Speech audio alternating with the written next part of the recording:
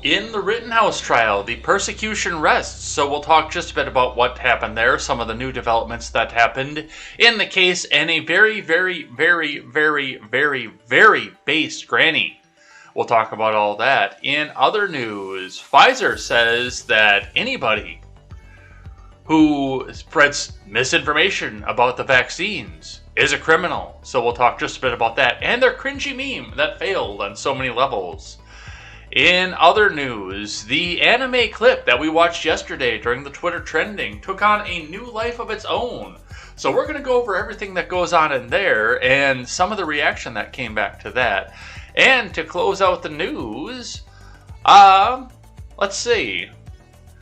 13 members of the Trump administration are brought in and subpoenaed for the January 6th special committee. It is going to be all of this and more.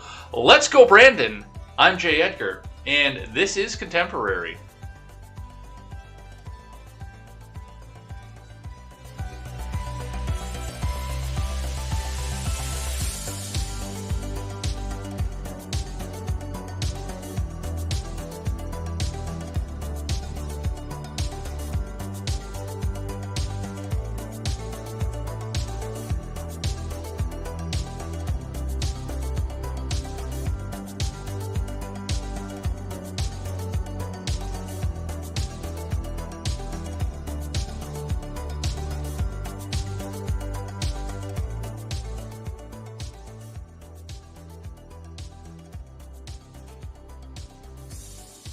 Good morning, Ed Heads. Welcome to Contemporary. My name is Jay Edgar, and we have got another packed show to go through today. I mean, it happens all the time. It doesn't technically happen coming up on a Tuesday, or Wednesday rather. It's Wednesday right now, isn't it?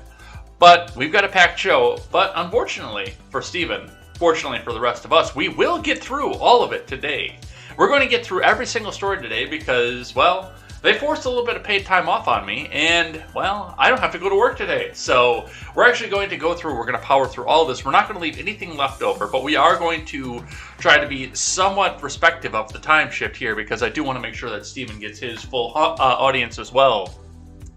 So you get your full Ed experience and your full musician experience on both ends. So we will try to keep it short to the point of it is, but we will get through everything here. We won't leave any leftovers off of this one here, but before we get started, make sure you guys go over and check out turnsofpagesproductions.com. That is going to be one of the projects I do today is make sure that we get some marketing done for that. We get the GoFundMe out there and we get started off of this because we need to get this up off the ground. And there are a lot of people who are interested in having news by the people for the people. So get some of the information out there. I know that while I'm out here on this hiatus from my other job, I have to put brakes on my truck because I'm going to be traveling coming up right after Christmas. I'll be traveling for Christmas too, but I'm going to be traveling right up after Christmas. And yeah, we hit rivets the other day when I went down to Kenosha, and that's not good, especially if you're going to be going down through mountains. So definitely we will be throwing some brakes on there. We'll be doing some other projects off of this. And yeah, go and definitely check that out. And one thing with turnsofpagesproductions.com is we are not going to hide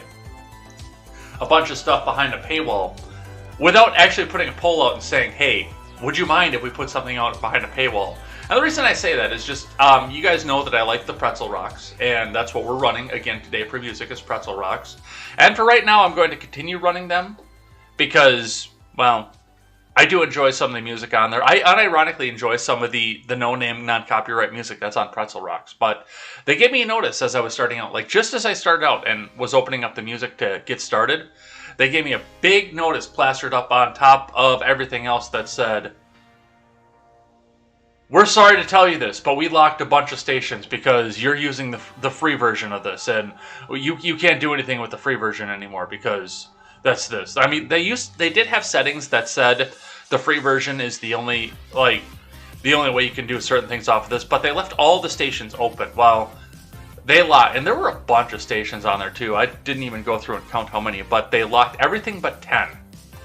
Luckily, of the 10 were stations that I use mostly, so I can go back into there, but they want me to pay if they want me to use all the rest of their stuff, and, well, if they keep pulling shit like this, we won't be using them anymore. But at Turns of Pages, we will ask before we start putting stuff behind a paywall if it's going to be okay to do this, if we decide that that's how we want to come back off and make money. But that's always been my big thing. big thing with everything. I've been told to make exclusive stuff, paid exclusive stuff exclusive for subscribers. I said no, because I want people to be able to take my stuff without having to pay me to get it.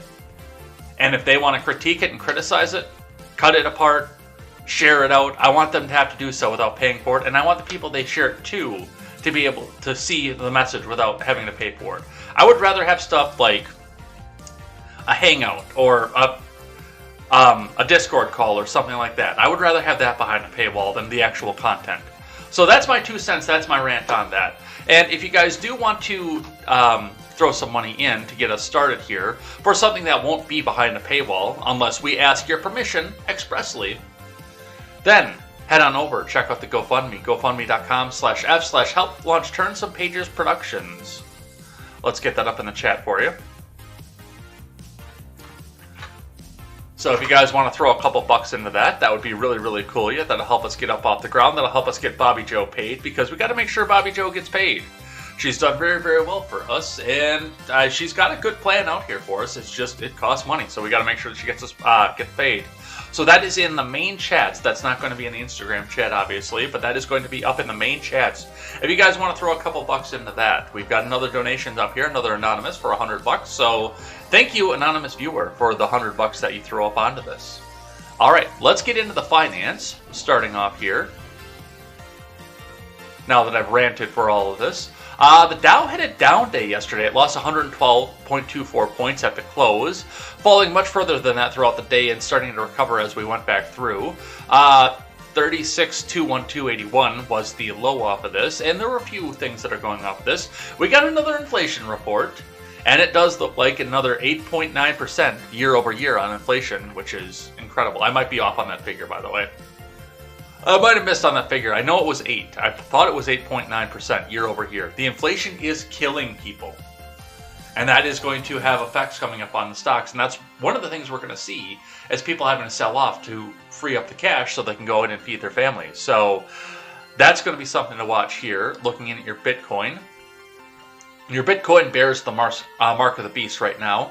Bitcoin is at $66,623 US dollars and 50 US cents per Bitcoin. That is slightly down yet again from yesterday, but it still seems to be holding steady at the new mark that it's going to hold steady for. So we will continue to watch this. The Shibu is also sitting down further than it was when I bought it in. So if you guys want to help out a guy for a little bit of money, throwing a 5 in Shibu is going to help a lot of people who believed in that coin. And a 5 will get you a lot of Shibu too, just so you know. But this is not official financial advice. I want to see that shit go to the moon.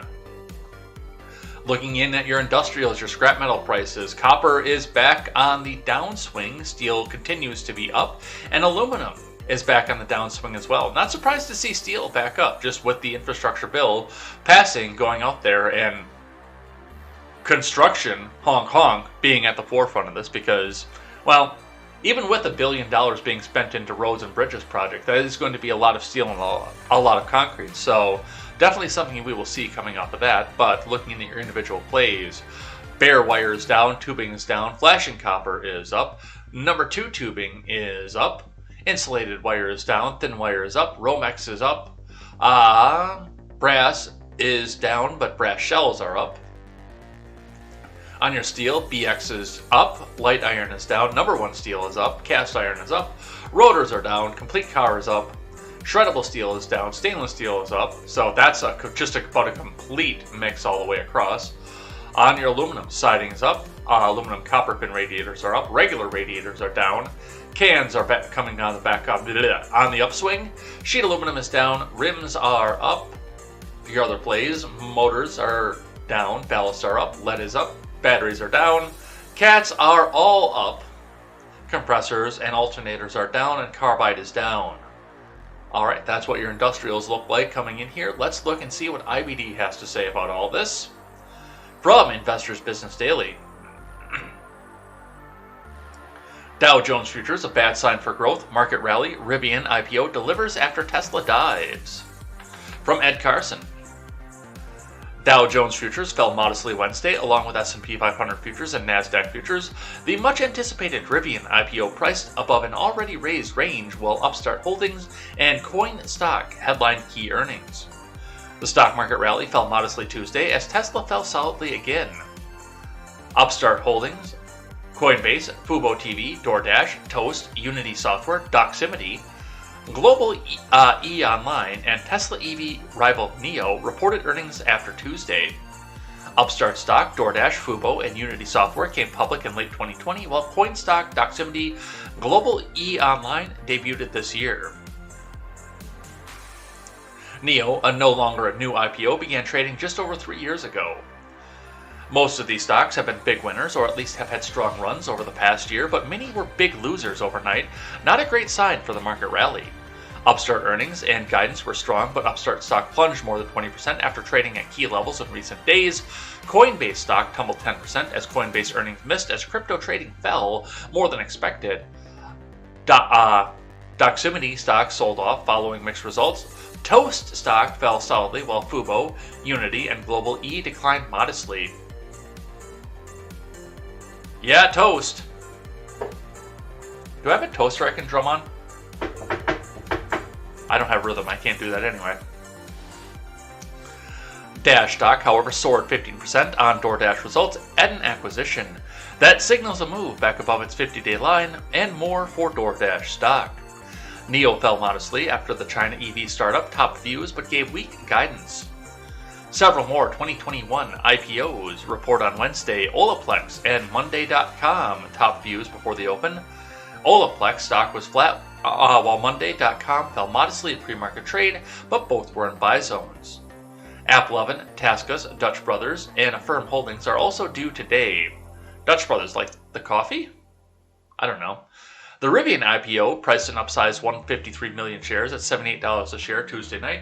That was above the already raised price range of 72 to 74. The Amazon and Ford-backed EV startup had originally planned to offer 135 million shares. The Rivian IPO raised $11.9 billion, giving Rivian an initial value of roughly $77 billion. Rivian will begin trading as RIVN on Wednesday. Rivian began limited deliveries of its R1T electric pickup in September, beating General Motors, Ford, and Tesla to the market. So, this is Ford-backed. So, is this going to replace the F-150 Lightning? I have to wonder. I have no idea. Let's see. It'll launch the large SUV RS1 by year-end, but much of its production focus will be on Amazon.com, which has ordered 100,000 Rivian electric vans. Well, that'll be interesting. And like I said, electric vehicles are cool. This is not like I'm a gasoline supremacist or anything. I do want to see more testing on electric vehicles and more electric vehicles get to the used market before I buy them. I don't like buying new vehicles. But the more that these companies buy them, the more testing we're going to see and the more kinks we're going to work out. The more that these things get driven, the more we're going to find the faults and problems and be able to address them. And electric vehicles are cool.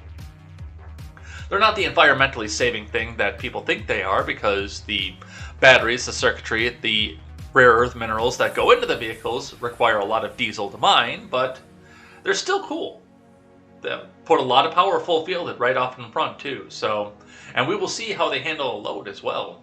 That's going to be another big thing coming off of here is, for the most part, when we see electric vehicles, they're little subcompacts or a possibly modestly more comfortable version, like some of the bigger Teslas, but they're always just a small passenger car that doesn't have to handle a major load. Now we're putting vehicles out that have to handle a major load, and we're going to see how they handle. Long term, I think this is going to be cool for the market, and we'll see. And the gas vehicle guys, if they want to stay supreme, are going to have to step up their game to do so, and we could see a lot of power coming out of that market too. This is, I think, going to do well for the automotive market, and I'm kind of a car guy, so I think that's cool. The Rivian IPO comes with Tesla stock pulling back, but after skyrocketing in recent weeks.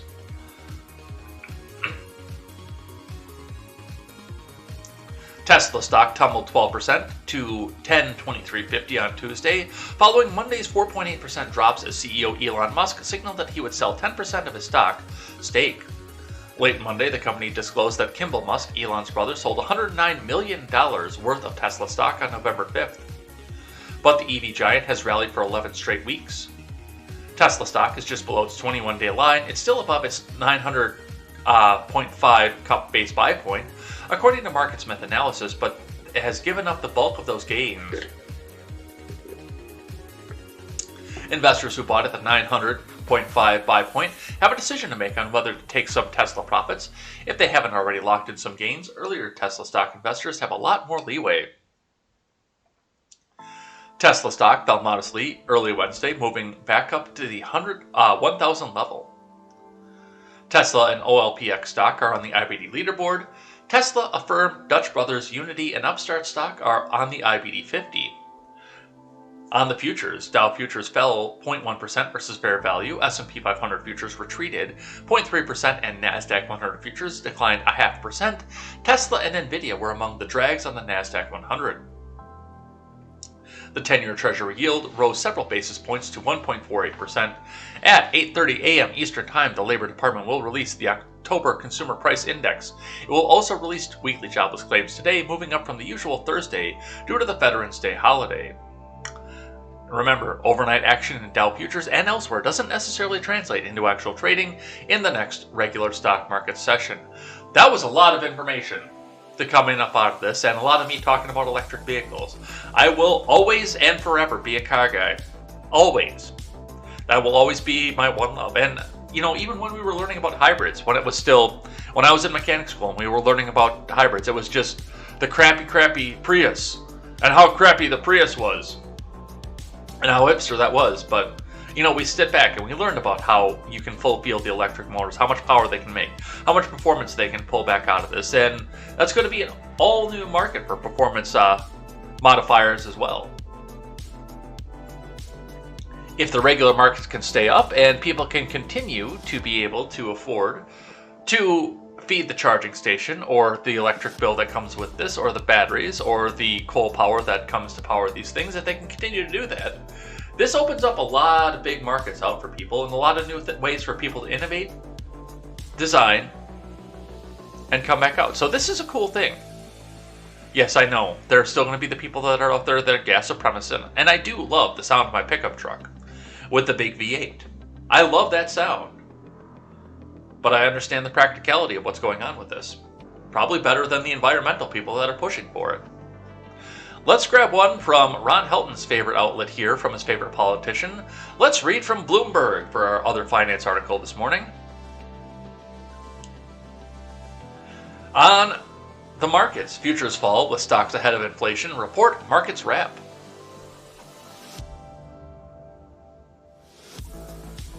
This is from Namitha Jagadish and Andrea Papuk. I don't think I butchered those names. U.S. futures fell with stock as investors awaited key U.S. report on consumer prices to assess the risk of tighter monetary policy. Treasury yields climbed. Contracts on the U.S. gauges turned lower, with those on the NASDAQ 100 leading losses. DoorDash Incorporated soared in pre-market trading after the meal delivery service said it's only buying finished food, or said not that it's only, that it's buying finished food delivery startup Wolt Enterprises, OI, for about $8 billion. That sounds like some globalist shit right there. Maybe next DoorDash will be putting chemicals in the water to turn the frickin' frogs gay! Tesla Incorporated gained 0.6% after the worst sell-off since September of 2020.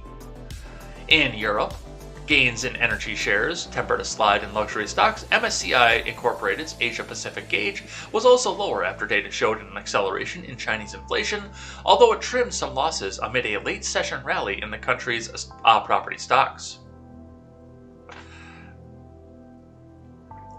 Risks are building for global equities at near all-time highs, with the Federal Reserve warning the rise in asset prices. Investors will parse Wednesday's inflation report for any clues on policy tightening. The dollar ticked up, while yields on U.S. Treasury inflation protected securities were near record lows. San Francisco Fed President Mary Daly indicated she expected eye-popping inflation to subside next year as pandemic-related supply chain snarls abate. St. Louis Fed President James Bullard reiterated he's penciled in 2 rate hikes in 2022. Because we haven't seen inflation for a while, people aren't used to it. Drew Mattis, chief market strategist at MetLife Investment Management, said it. Hold on. Back up. Because we haven't seen inflation for a while. Well, it's just that the prices that they need to keep to come up because the companies we are telling that we need those companies out there to pay people more, and just remember, companies, and you have to do what's best for society, because you didn't build that business. The government built that business for you. We haven't seen inflation for a while. Fuck you. We've seen inflation a lot more recently than you think. We're just haven't been to stagflation levels like we are right now, like Jimmy Carter stuff. And we even had a little bit of inflation coming in under the Trump administration too, don't get me wrong. We had a lot of it under the Bush administration because print the money to go pay for the stupid fucking war. Dude, we haven't seen inflation for a while. Fuck you! You ivory tower bitch.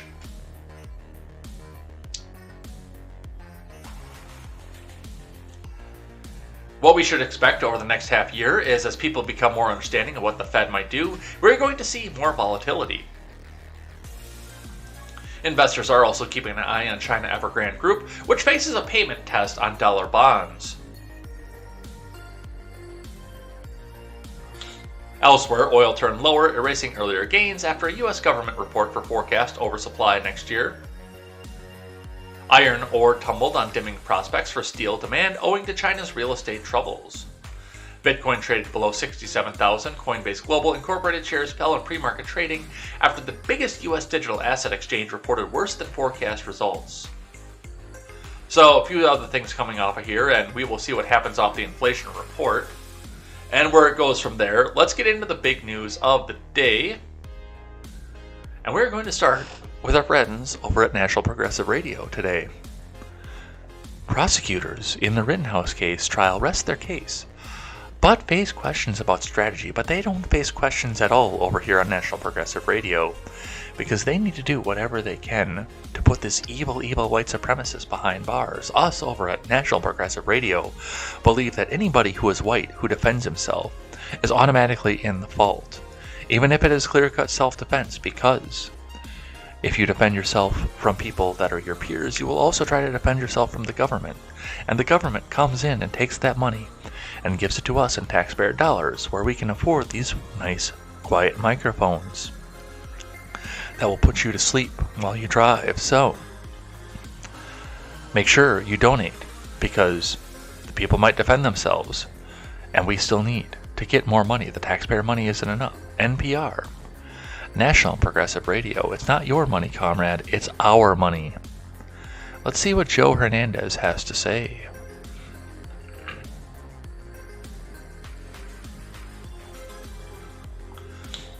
The prosecution has rested its case in the murder trial of Rittenhouse, who was accused of 2 homicides and another attempted homicide during the protests in Kenosha, Wisconsin last year.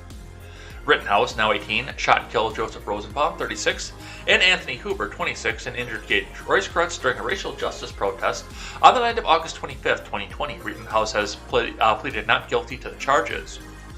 Legal experts say the outcome in the case could ultimately come down to how well the prosecution made its central argument that Rittenhouse was the aggressor of the violence and not just acting in self-defense as he claims. Jessa Nicholson Getz, a private defense attorney, for the person who has his alerts back on his phone, check out this guy. A private defense attorney in Madison who represented Rittenhouse for 9 days before leaving the case in September of 2020 said persecutors didn't make the case very strongly. "I'm just one lawyer, but in my point of view, not particularly well, no," she told NPR. With the trial now shifting to the Rittenhouse defense team, there are 3 key moments from the persecution's case that could prove pivotal. Number 1, a witness testifies that one of the victims went for Rittenhouse's gun. Richie McGinnis, a video producer with the right-wing news site The Daily Caller, testified that he saw one of the victims reach for Rittenhouse's gun before being shot. McGinnis said he saw Rosenbaum lunge for Rittenhouse's rifle, at which point Rittenhouse dodged and fired 4 times. Video evidence of the encounter between Rittenhouse and Rosenbaum is sparse, which is why the testimony of McGinnis could be crucial. Kenosha County ADA Thomas Binger suggested there was no way McGinnis could know what Rosenbaum was trying to do as he lunged toward Rittenhouse. But McGinnis replied, and I quote, "Well, He said, "Fuck you," and he reached for the gun. During his opening statement, Binger also conceded that Rosenbaum had been acting agitated and getting in people's faces on the night of the protest, but he sought to underscore a key distinction, that it was only Rittenhouse who responded with lethal force that night. Well, it was only Rittenhouse who had the gun grabbed. Also, next one, the sole survivor testified that he raised his gun towards Rittenhouse. Grosskreutz, the only surviving victim in the case, took a stand for the persecution, but described what occurred in the moments before he was shot. But Nicholson Getz said the prosecutors failed to mention during the questioning that Grosskreutz did not tell police he was carrying a Glock at the time, a point that came out in cross under questioning by the defense. Grosskreutz, an agitator, a trained medic, testified that he had heard gunshots that killed Rosenbaum, and he ran towards the sound. As Grosskreutz got closer, Rittenhouse was confronted by Anthony Huber, who hit him with a skateboard. Rittenhouse then shot and killed Huber. Grosskreutz told defense attorneys that he'd raised his gun and was approaching Rittenhouse at the moment he was fired on. He said that he was not intentionally pointing the weapon at Rittenhouse. "I was never trying to kill the defendant," he testified. He said he did not draw the gun with the express intent of using it, but rather to be ready if he felt that it was necessary. The prosecution chose to put the most favorable version of the direct examination, and he's the star witness because he is, of course, the surviving injured party here, when they could have put on a marginally less persuasive direct examination, but one that accounted for all the minefields that the defense was about to trigger, Nicholson Getz said. The confrontation between Huber and Rittenhouse. Earlier in opening statements, the defense lawyer, Mark Richards, seized on the confrontation between Huber and Rittenhouse that say Huber had swung the skateboard at his client to attempt to separate his head from the body. Prosecutors objected, but the judge overruled. Yeah, I actually probably would have sustained that one myself. I'm not going to lie, I'm trying to be as objective as possible on this, knowing full well that if Rittenhouse goes up the fucking river, that means that none of the rest of us can defend ourselves as well, but I still want to look at this as objectively as possible. And in a judge's situation, trying to do this from an objective point, I probably would have sustained that objection, because that is conjecture. That is very much conjecture.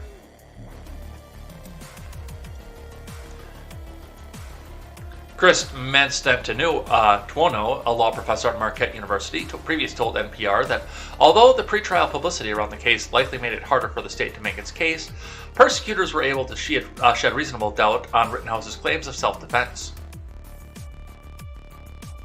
No, that's not where the reasonable doubt is. Craig Mastantuono, you need to have your law license revoked and you need to be removed from Marquette. No, Rittenhouse is the defendant in this case, which means if there is reasonable doubt that he acted specifically with malice, then he fucking walks.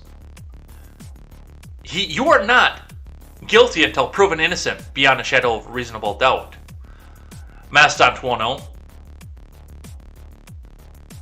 Somebody needs to say something to Marquette about the fact that he just said this. And that's the important part of this, too. That's actually one of the most important parts that comes out of this trial, is whether we are guilty until innocent beyond a provable reasonable doubt, or whether we are, in fact, innocent until proven guilty beyond a reasonable doubt. And that's one of the problems when we come up with things like trials by social media, like we got with Chauvin, like we got with the Mattress Girl case, and any of these rape cases that we see coming across some of these big ones, that social media immediately identifies these people as guilty. And they rally to call these people guilty no matter what. On the court of social media, you are guilty until proven innocent. But that's not the way this is supposed to work. And if this is the kind of propaganda that Craig Mastantuono is putting out here, then yeah, he needs to have his law license revoked. Because he has no understanding of the laws and the constitutionality of this country. So that's what we have off of that. Alright, let's grab one from CNN. Persecution rests its case against Kyle Rittenhouse, and judge dismisses curfew violation charge. So, that is one charge that went away. Bye-bye. From Eric Levinson, Brad Parks, and Karma Hassan.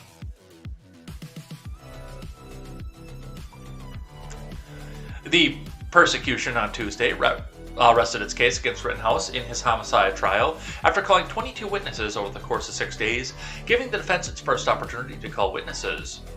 The state's 21st witness was a forensic imaging specialist with the state crime lab in Milwaukee who'd played a never-before-seen drone footage of Rittenhouse fatally shooting Joseph Rosenbaum. The final witness was a doctor who testified that Rosenbaum died from a fatal shot to the back as his body was bent forward. Once the prosecution rested, Judge Bruce Schrader agreed to dismiss the curfew violation charge against Rittenhouse, ruling that prosecutors had failed to present any evidence a curfew was in place. Which is weird because there was, and everybody knew it. No, that's not an accident, Katie said. That's on purpose. The defense then called 4 of its own witnesses Tuesday, including 2 armed people who went to Kenosha the night of the shootings. The defense will resume its case Wednesday and could call Rittenhouse to take the stand. Don't. Do not. Do not. I tell you right now, do not. If they put that kid on the stand, that will shred any faith that I have into this whatsoever. The testimony has at times favored the prosecution's case that Rittenhouse committed 5 felonies and 1 misdemeanor in Kenosha, Wisconsin. When? CNN, are you watching the same fucking clips that we are? Are you watching the same trial we are? Because all the testimony did was prove that he defended himself. Especially the last blow by Grosskreutz.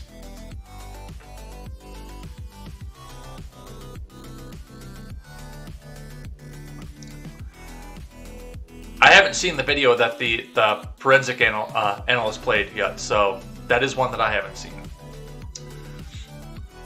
Yet other evidence, sometimes from the same witness, has bolstered the defense's argument that Rittenhouse, then 17, acted in self-defense when he opened fire. What testimony favored the 5 felonies? I have watched every minute of this, with the exception of Friday's testimony. What evidence is there? Was there something on Friday that showed that this was a malicious intent on first-degree homicide, that he got up and said, I'm going to go kill Anthony Rosenbaum? Because none of the testimony I've seen of 5 days worth of questioning showed that. I have missed Friday and Tuesday. Those are the only 2 days that I have missed on testimony.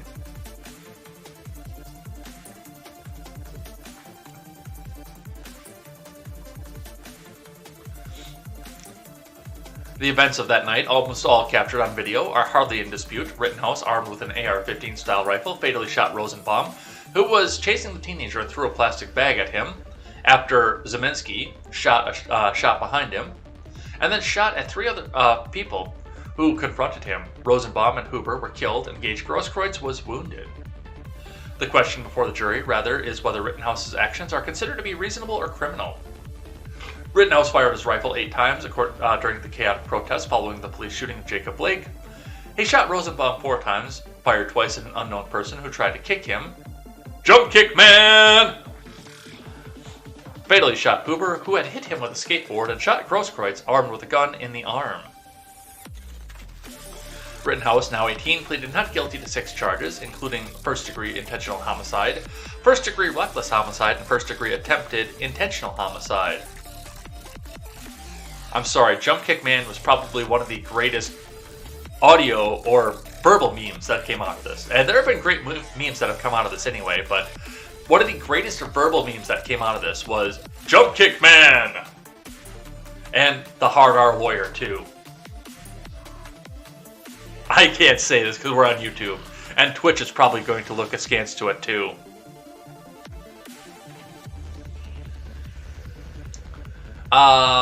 Let's see. The prosecution called 15 witnesses last week, made up of police witnesses who filmed the shootings and armed men out in Kenosha that night. 5 other witnesses testified on Monday, highlighted by Grosskreutz, and 2 more testified on Tuesday. Nick Smith, the defense's first witness, testified that Anmol Sam Kindry, one of the owners of the car source dealership, had asked him to help protect the dealership on the night of the shootings. Smith's testimony contradicted Kindry and his brother, who both said Friday they never asked anyone to protect the car lot. Smith, 23, said he worked at the car source previously and was friends with the owners for nearly 10 years. He said he reached out to Rittenhouse's friend Dominic Black after he came across a video posted to Snapchat showing Black at the protest the night before. Through Black, Smith said he had met Rittenhouse, who loaned him his body armor for the night of August 25, 2020. Smith said he was on the roof of the dealership when he heard the gunshots and did not see the shootings. He testified that Rittenhouse appeared to be sweating and pale afterwards. He repeats, "I just shot someone," over and over again, and I believe at some point he did say he had to shoot somebody, Smith said. The defense also called Joan Fielder, an armed woman who traveled to Kenosha the night of the shootings, and Nathan DeBruin, a freelance photojournalist who took photos of the unrest. Fielder testified that Rittenhouse was pale, shaking, and stammering words after shooting the men. She described Rittenhouse as pulling his hair back and pulling it back really hard, and just his comment was, "My God, my life might be over," and just, we're like, okay, calm down. So that's what we see off of that. Let's grab one from the Daily Wire. Shooting witness who warned Rittenhouse not to look for trouble, skeptical about a murder case against him. From Mareed Elordi. A witness to the Kyle Rittenhouse shootings who warned the teen before the deadly incident not to rile protesters expressed skepticism about the murder case against him, saying the first man Rittenhouse killed was obviously chasing him. Kristan Harris, a self-described citizen journalist and editor of Milwaukee-based outlet The Rundown Live, was in Kenosha live streaming the unrest on Facebook on August 25th last year, the night Rittenhouse was shot three men. Kenosha had devolved following the police shooting of Jacob Blake, a black man, by a white Kenosha police officer. During the first week of the trial, persecutors argued that Rittenhouse had chased the first man he shot, Joseph Rosenbaum. Harris said the video evidence tells a different story. "He's obviously pursuing him. He made threats. I don't know if the case is going to hold much," Harris told the Daily Wire in an interview last week at the Kenosha County Courthouse. "I do believe Rittenhouse will for sure get charged with having a weapon and being underage. I don't know. I'm not a judge," Harris said. While Rittenhouse was attempting to protect a local used car dealership in downtown Kenosha, he was chased by protesters and fatally shot 2 people, Rosenbaum and Huber, and injured a third person. Gage Grosskreutz, Rittenhouse, has pled not guilty to charges of homicide and attempted homicide. His attorneys argue that he acted in self-defense. Harris had several interactions with Rittenhouse and other armed citizens prior to the shootings. At one point during Harris's live stream, Rittenhouse can be heard telling Harris that he's a medic. Harris cautioned him not to look for trouble, with protesters telling him they have their own medics. He told Rittenhouse, "I know you're just trying to make peace." Harris also warned the armed men, "This whole crowd could burn you guys alive if you say the wrong things." Protesters were upset because a dumpster fire had been put out.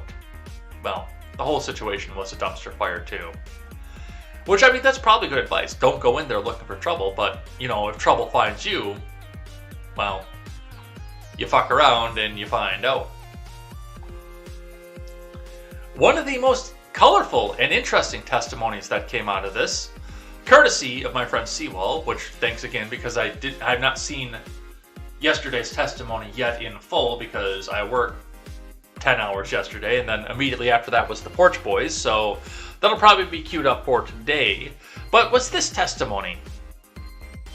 From a grandmother who came out here and well, had to put her 2 cents in. And we're going to do probably a little bit more than just what we got off of this, what we're initially here for. But I first want to do this video to see, well, just to show what it was that she had to say. Where's my pretzel rocks? Turn that down for a second. And Rosenbaum started shouting back at us that he's gonna, pardon me, Judge, for saying this and everybody else, but he was gonna kill us motherfuckers, motherfucking niggers, and cut our hearts out. And Rosenbaum started shouting back at us that he's gonna, pardon me, Judge, for saying this and everybody else, but he was gonna kill us motherfuckers, motherfucking niggers, and cut our hearts out. I can't believe how much hard R made it into this trial. That just blows my mind, how much of this, and how much of it got on court TV, by the way. That's amazing. And of course, obviously, repeating this into the context does bring this off into the record, because otherwise this wouldn't be in the record, and, the record would reflect that older woman says they were going to kill us motherfucking N-words. That doesn't have quite the same kind of thing as everything else. Here's a little bit more of the testimony off of this, so we can actually talk about what happened with this and where this goes. This old lady was with Kyle Rittenhouse as a defense witness. She testified to how Rittenhouse gave aid to someone passing by, and Kyle let the old lady hold his gun when patching people up. Let's listen. What is he doing? He being Mr. Rittenhouse. To begin with, or? Well, you guys are just there on 59th as the night is progressing, right? Yeah. Is he doing anything? Is he staying there? Is he leaving the property? What is he doing? No, he was staying there. We were all staying there. Okay. There's been conversations about, and I'll ask you if you look at that picture, there's that little orange box in front of him. Is that right? Yes. Okay. Was there any time during that evening that you saw him doing anything other than simply standing there? Oh, yes. Okay. Can you tell us what you saw? Yeah, I'm sorry. There was other people that did walk by before, like, the bigger crowd of the protesters came through. And he was offering medic services. We had a girl walk up that, I don't know if she broke her ankle or twisted her ankle, that he actually helped bandage her up so she could walk out because her boyfriend had to kind of carry her. And when he did that, when he was doing that, did he ever ask you for any assistance in terms of, as it relates to his firearm? Yes. And what did he ask you to do? He just asked me to hold on to his gun, and I did. So he would take it off, if I'm hearing you right, he would take it off, and then while he was working on whoever had walked by and asked for help? Yes. So, and I mean, that bolsters the idea that that's what he was there to do, was to provide medical services, not to go in there. And I'm going to be completely honest, the persecution's argument right now hinges on two things that I don't think have bearing into this. Whether or not he should have been there in the first place, whether he should have stayed in Antioch, which, honestly, there was a reason that I only went during the day. I was going to go that night, that same night that this all happened, by the way. Just, I want you to let everybody know that. I was intending. When I found out that the rumors were that they were going to move out of the downtown area, I'm not going to tell you where in Kenosha my godmother lives, but my godmother lives just outside of where basically the violence stopped. Just outside of there. And when I heard that they were going to be pushing into the rest of it, I saw red. I did. I said, no. We're going to go in there and we are going to get my aunt out of there. My godmother's my aunt. We're going to go in there. We are going to get her out of there, which she refused. I called her and I said, okay, I'm coming to get you.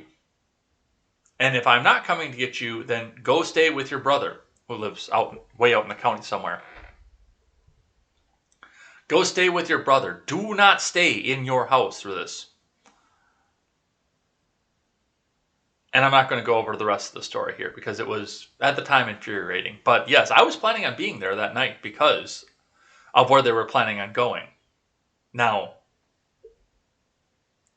had I gone there to defend family, I wouldn't have been anywhere near where any of that happened, just based on the geography and the map. And there again, I'm not going to reveal where exactly on the map that is, but based on the geography and my knowledge of the city, no, I wouldn't have been anywhere close to that. But yeah, that brings up, and the other part of this that comes off to this is the two hinges on this are the fact that Rittenhouse shouldn't have been there, which is okay. We can make that argument. It doesn't change the fact that while he was there, something happened, but that's the one argument. And the other argument is that all this happened because he shot an unarmed person. But in that moment, once you're cornered and once a shot has gone off behind you and somebody has grabbed for your gun, I don't see any way back out of that either.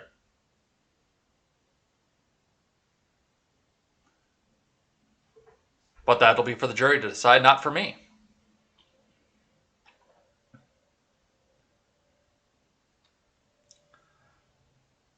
Can we get away with this one more time? I think we can. Hi, Susan. And Rosenbaum started shouting back at us that he's gonna, pardon me, Judge, for saying this and everybody else, but he was gonna kill us motherfuckers, motherfucking niggers, and cut our hearts out. And so that's what we have for that. Let's throw some music back up here. Let's keep going. From the New York Post. Rittenhouse looks like he's headed for an acquittal. Legal analyst says this is an op-ed, so this is not green check verified. But this is from James A. Gagliano. On Monday, the persecutions case against an Illinois teen, 18-year-old Kyle Rittenhouse, collapsed with a confounding unforced error. Watching the trial unfold, I now believe that a key witness's calm, revelatory description of events ensured Rittenhouse's acquittal on 5 of the 6 charges in the controversial case. The Kenosha saga began with a police shooting of knife-wielding Jacob Blake, a 29-year-old black man in Kenosha, Wisconsin on August 23, 2020. Following 3 days of fiery but peaceful protests and property destruction, fiery but peaceful, to quote CNN, Rittenhouse, then a 17-year-old minor, traveled across state lines armed with a Smith & Wesson M&P 15 rifle provided by a friend. Rittenhouse, a former police cadet from Antioch, Illinois, had publicly stated that his mission was to protect businesses and potential victims of the mayhem. In the ensuing melee, he shot and killed 2 people and wounded a third. The state of Wisconsin alleges he is a murderer. His defenders describe his actions as self-defense. And other people, who shall go nameless, on Discord claimed that he is a hero. He faces 6 charges, 5 felonies and 1 misdemeanor. The most serious is first-degree intentional homicide, use of a deadly weapon. With video footage from the scene and witness accounts, this remains an impossible charge to prove. The allegation, analogous to first-degree murder in certain states, requires prosecutors to prove beyond a reasonable doubt that Rittenhouse intended to kill a person, Anthony M. Huber, without attendant mitigating circumstances such as self-defense. Videos shot by bystanders show Rittenhouse being chased and threatened throughout the incident.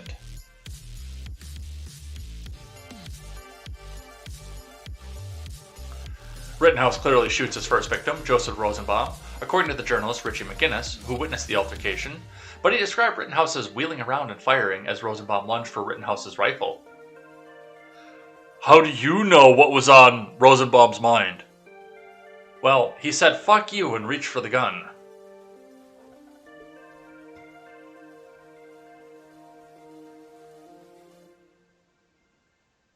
I can't tell you what to think, dude.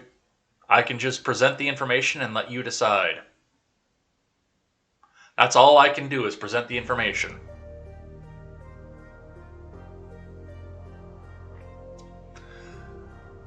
Let's see. Gage Grosskreutz was the man who was wounded and whose testimony is spectacularly backfired for the persecution on Monday. During a skillful cross, Rittenhouse's attorney, Corey Shirafisi, impelled at Grosskreutz to concede that the accused only fired after Grosskreutz pointed his pistol at him while advancing and attempting to disarm him. The image of Rittenhouse holding a rifle on the streets of Kenosha was a source of outrage, particularly on the left. The persecution may have been pressured to charge intentional homicide by activists and the very real fears of more deadly riots.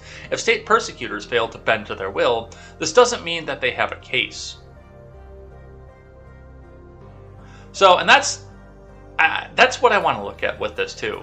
Now, I am going to go slightly different from the author of this op-ed and point out the fact that 5 of the 6 charges are guaranteed acquittal. I would say 4 of the 6 are guaranteed acquittal, given the testimonies that we saw. But I would say that there's still reasonable doubt in the 5th one, enough that a jury could be swayed out of it. I think that there's still a case that the persecution can bring forward in closing arguments to say that, yes, this was a shooting of an unarmed man for Rosenbaum, in spite of all the details out there. there's still a case that they could bring back out of this, but Jump Kick Man and Huber and Grosskreutz, no, those were all clear self-defense. Every piece of video evidence that we have seen point to that. So I could say, yes, 4 of those charges, out the window. They're done. Rosenbaum, that'll be up for the jury to decide. And we will see what happens with that. And then the weapons charge. A fine and time served. Which actually wouldn't even be time served anyway, because he's been out on bail for almost the entire time. But still, a fine. That's going to be it. But we will see where the jury goes on the Rosenbaum thing. I'm very curious to watch that and see what happens with that. If I was a juror, that would be a self-defense, because there's no way. He did not intend to do that. But I'm not sitting there, and there's not a BLM member in there who's looking here and saying, I got your names now, and I'm going to tell everybody if you don't give us the right verdict.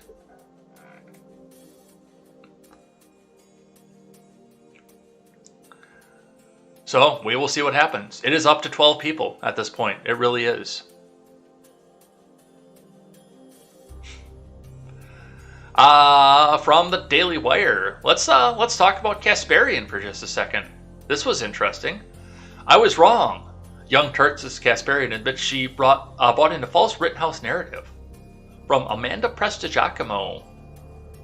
Anna Kasparian, co-hosts the popular progressive online news show, The Young Turks, shockingly revealed last week that she was wrong about key facts concerning the case of Kyle Rittenhouse. Kasparian said she saw Rittenhouse first chased after Rosenbaum, sparking the incident that ended with the teen fatally shooting Rosenbaum. However, it was Rosenbaum who chased after Rittenhouse. Moreover, a gun was fired from a third party just seconds before Rittenhouse fatally shot Rosenbaum. Let's listen. We don't even have to talk about Kasparian saying, I was wrong. We get to hear it. I was wrong about that. Okay, so I want to correct the record. I was, in fact, wrong about that. So look, these details matter because if you're going to make an argument that you acted in self-defense, there needs to be some proof that there was an imminent threat. Now, what really mattered to me was how all of this unfolded. What was the thing that sparked it? What started all of it? And initially, I was under the assumption that Rittenhouse was the person who was chasing after Joseph Rosenbaum, that's how it had started. But I was wrong about that, okay? So I want to correct the record. I was, in fact, wrong about that. And to show you the evidence, to reinforce that I was wrong about that, I want to go to this video that shows how everything really started. Here is where we first see Joseph Rosenbaum, the first person Kyle Rittenhouse fatally shoots that night. He joins the fight against the armed civilians, as other protesters tried to stop him. Rosenbaum has just been released from the hospital after undergoing mental health treatment. His reasons for being here are unclear, and he doesn't appear to have attended a protest before. But his actions on this night will add to an already volatile situation. Rittenhouse walks towards a parking lot where cars are being vandalized. He passes Joseph Rosenbaum, who was fighting with the armed men at the gas station earlier. Rosenbaum now starts chasing Rittenhouse.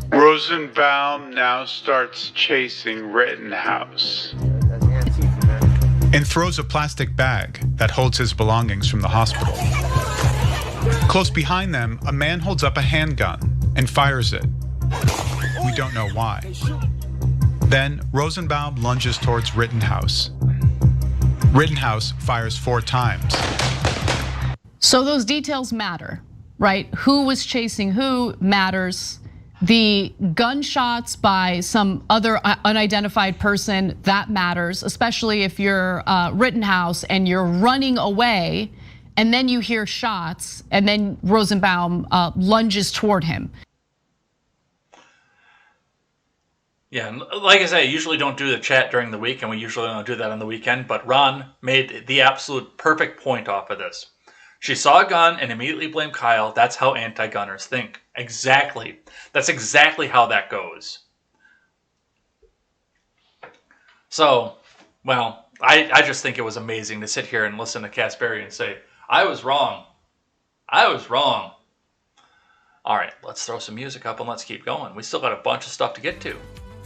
But we're going pretty quick through this too, so I'm going to say we'll probably get through all of it and still have plenty of time for the vast majority of Daily Ignoramus.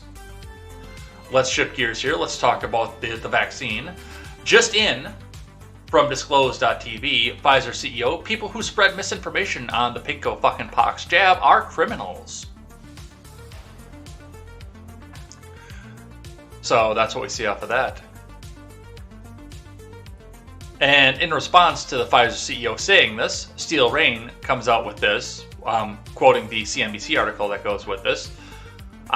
Steel Rain points out the fact from Justice.gov, Justice News, Department of Justice, Office of Public Affairs. Justice Department announces largest healthcare fraud settlement in its history. Pfizer to pay $2.3 billion for fraudulent marketing. Now, times have changed, of course, and that's what they're going to come back and argue. But this is from September 2nd of 2009. Oh, that fucking retard is trending. What is going on now? The Q Shaman. Q Shaman! That guy's trending. Well, we'll figure that out. Probably tomorrow. So, I mean, it's not like Pfizer, though, has never not been guilty. Or has never been guilty of misinformation as well. Let's read. Changing America! From the Hill. Pfizer CEO calls people who spread vaccine misinformation criminals. From Adam Barnes. Pfizer CEO Albert Bourla said on Tuesday that people who spread the COVID-19 misinformation are criminals and have contributed to the loss of millions of lives. And that is the end of the Instagram stream. Thank you, whoever watched over on that stream. Get this plugged in, and we'll get that posted back up there. But, of course, if you were watching the Instagram stream and you get cut off, or you're watching the partial of it, and I don't know why I'm saying this now, because you guys are all over on the main channels. The main channel is in my Instagram bio, so you guys can come back over and check that out over here. Bourla told the Atlantic Council CEO Frederick Kemp that a very small individuals are intentionally disseminating vaccine misinformation, CNBC reported. Those people are criminals, he told the Atlantic Council CEO Frederick Kempe. They're not bad people. They're criminals because they've literally cost millions of lives. Even if you take the barest numbers, literally, if you take their numbers against them, they can't have cost millions of lives. There have only been, by their numbers, and I don't believe their numbers, by the way, I believe the number is much lower, but by their numbers, there have only been 750,000 people who have passed away from this in this country. And only 230,000 of them, if you once again believe their numbers, have happened after the changeover and after the vaccine came out. I think it's actually a little bit higher than that. I think it's like 300,000 after the vaccine came out. Where are you getting millions of lives from, you dumb fuck?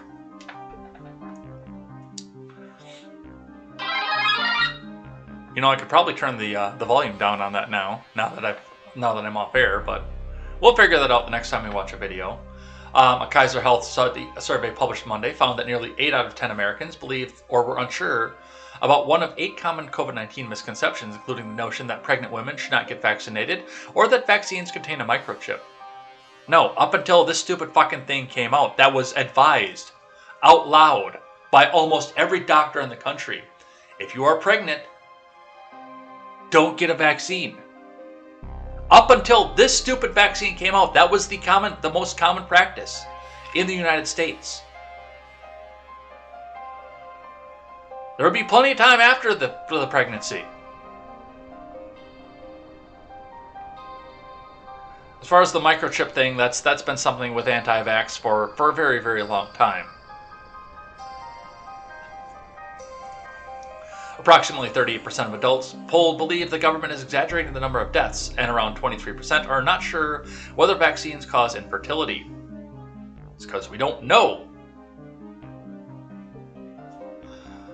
Data from the CDC showed more than 67% of the U.S. population has received one dose of a coronavirus vaccine, while 58.5% are fully vaccinated. Around 13.1% have taken a booster dose.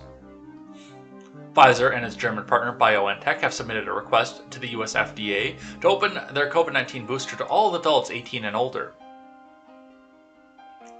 The FDA and CDC in September authorized boosters to adults 65 and older and for younger at-risk adults.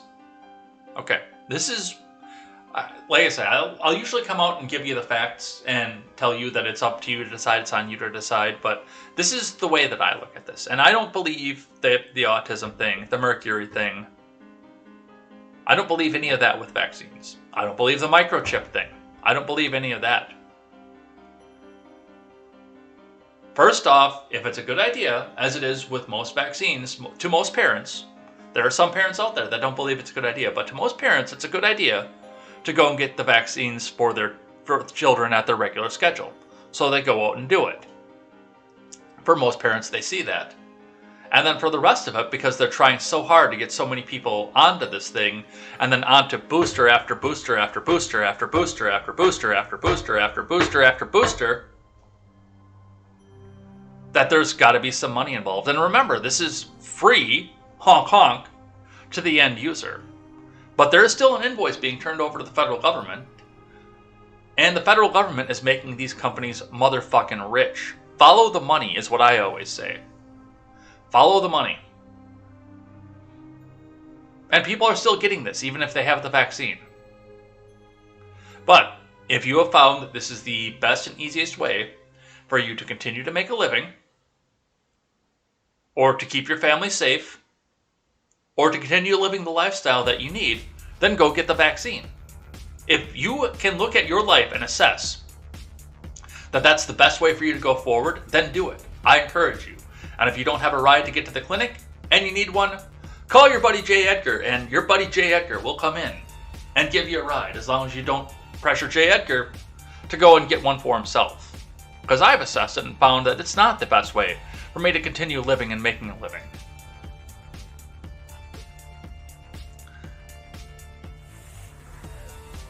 This is just like the ACA all over again. Once you made a law that everybody has to have this stupid fucking thing, then, well, in the ACA's case, it was the insurance companies. Only the insurance companies got rich. Follow the money. We have this one here from Pfizer Incorporated. Put this meme out yesterday. It's easy to get distracted by misinformation these days, but don't worry, science has got your back. And it's telling, by the way, that they shut down their replies off of this. You know, the human brain looking to wild conspiracy theories. And then science coming in behind you, ready to eat you. This meme does not do what they think that it does. This meme does the opposite of what they think that it does. Which I find hilarious, by the way. So hilarious that some of our meme smiths have already been on the... have already been out there making their memes. Thank you to Arvold over on Instagram. Pfizer, disabling comments. And behind them, 10,000 quote tweets. Oh, it was up to 14.1 thousand when we just looked at it. Coming in there to take it from behind.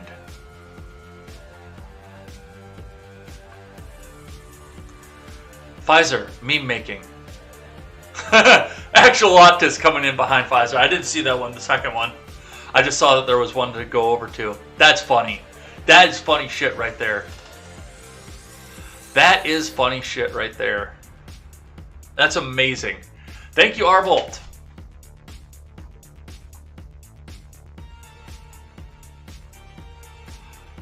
Alright.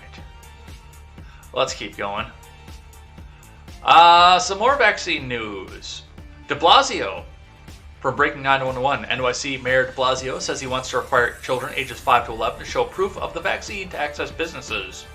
To which Ryan Kinnell, RK Outpost, says, on a quote tweet, "Leave New York." At what point will you ask them to also start checking for vax cards for 5 to 11-year-olds? That's a very good question, and honestly, one we need to focus on now. We wanted to get to the day where we actually could vaccinate the youngest New Yorkers and get that rolling. We know it'll take a while. I mean, right now, to use the example of the 12 to 17-year-olds, very good news, we're almost at 79% of them. That's fantastic, but it did take a while. So it's a great question, Elizabeth. It's one I don't think we're going to settle immediately because it will naturally take a number of weeks for that age group to get vaccinated. But it's a question we need to answer for the weeks ahead, and we'll come back on that. At what point will you ask them to also start?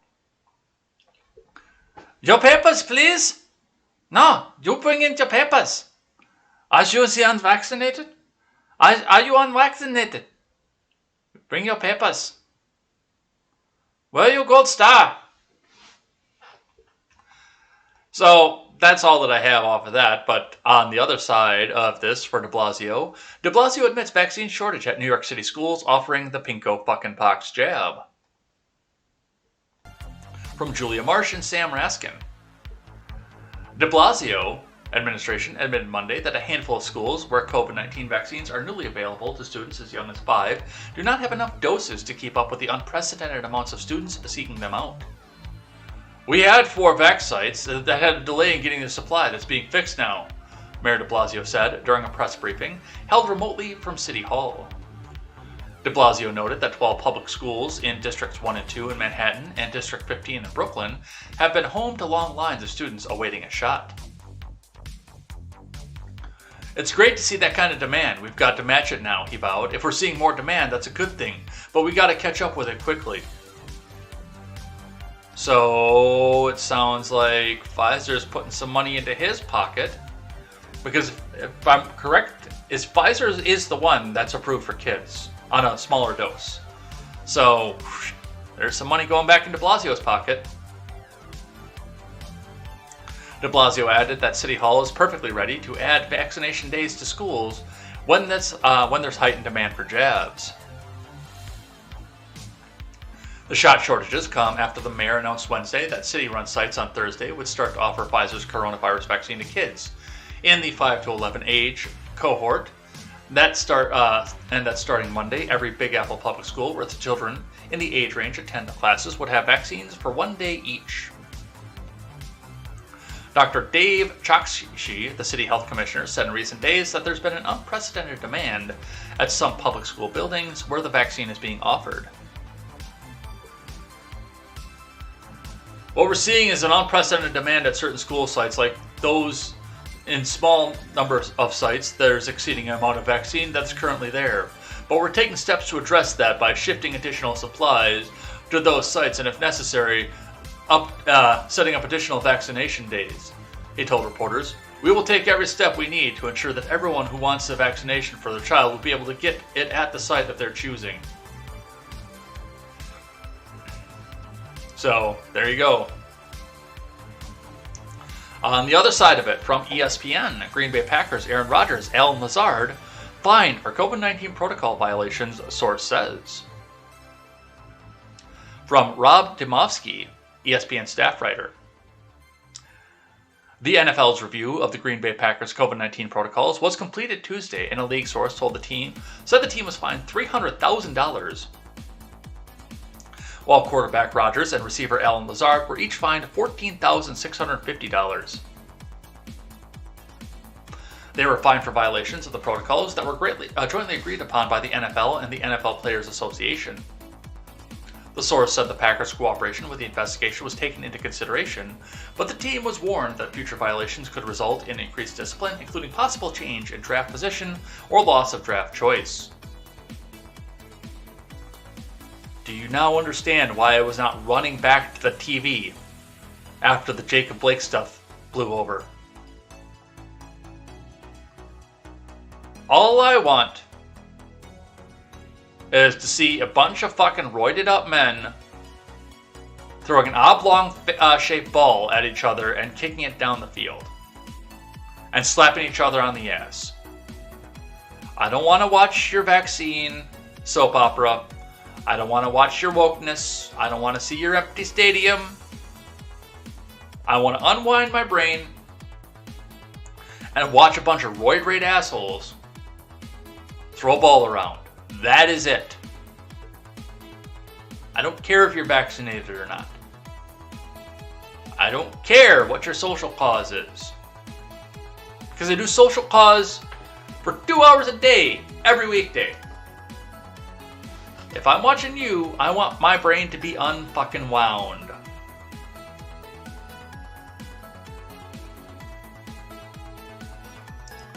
The violations included the unvaccinated Rogers not wearing a mask during his news conferences, and because the team did not report that Rogers and Lazard attended a Halloween party even though it was away from the team facility, by attending, Rogers and Lazard violated the protocol that prevents unvaccinated players from gathering in groups of more than 3, which was the reason for their fine. The amount of players' fines were partly the jointly agreed upon fine schedule between the league and the players' unions. Dude, fuck that. I have no time for you, Goodell. Fuck you.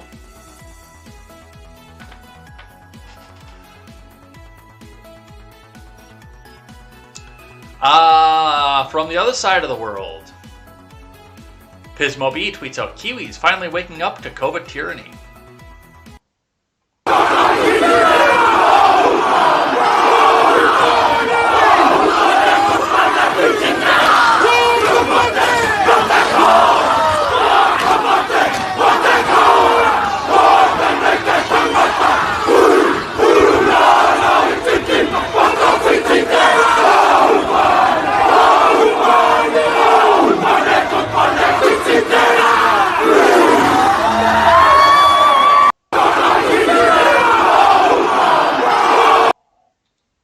I have no idea what they're saying, but good on them. Let's keep going. So this is one that was left over from yesterday, and it looks like this has been resolved at this point, but I wanted to touch on this just briefly. From ABC 7, where was Gavin Newsom? Here's what we know about his absence from the public eye. From Phil Matier. California Governor Gavin Newsom's unusual disappearance from the public view has the Twitterverse buzzing, and Newsom's wife telling inquiring critics to stop hating and get a life. Newsom was in Monterey Tuesday for a fireside chat at the California Economic Summit, making his first public appearance since he got his last booster shot on October 27th. Newsom touched on his personal life balancing family and work, which he describes as a hell of a couple of years for all of us, especially for all parents. When asked about the last nearly 2 weeks of his absence from public events, including the long-planned trip to the UN Climate Conference in Scotland, Newsom said he spent time with his kids. They kind of had an intervention. They said they couldn't believe that I was going to miss Halloween, he said, and I woke up the next morning with something probably familiar to a lot of parents, that knot in your stomach, that had no damn choice. I had to cancel that trip.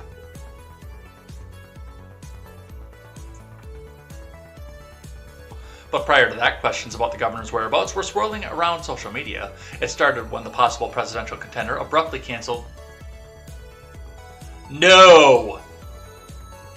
Before you say anything else, no. No, President Newsom. That is not going to happen. Abruptly canceled a long-planned trip to the UN Climate Conference in Glasgow. Newsom cited unspecified family obligations as the reason for the last-minute stay-at-home decision, but gave no specifics. Questions really started to bubble up after the governor, who rarely goes a day without some type of media appearance, went silent after receiving a highly touted COVID booster shot. Yeah, see, I look at this, and now that I see that this is updated, he's made his public appearance now, and the supply of hair gel has come back into the world temporarily, but it's going away again. But he got the shot and then he disappeared, which tells me he probably had a really, really bad reaction to this.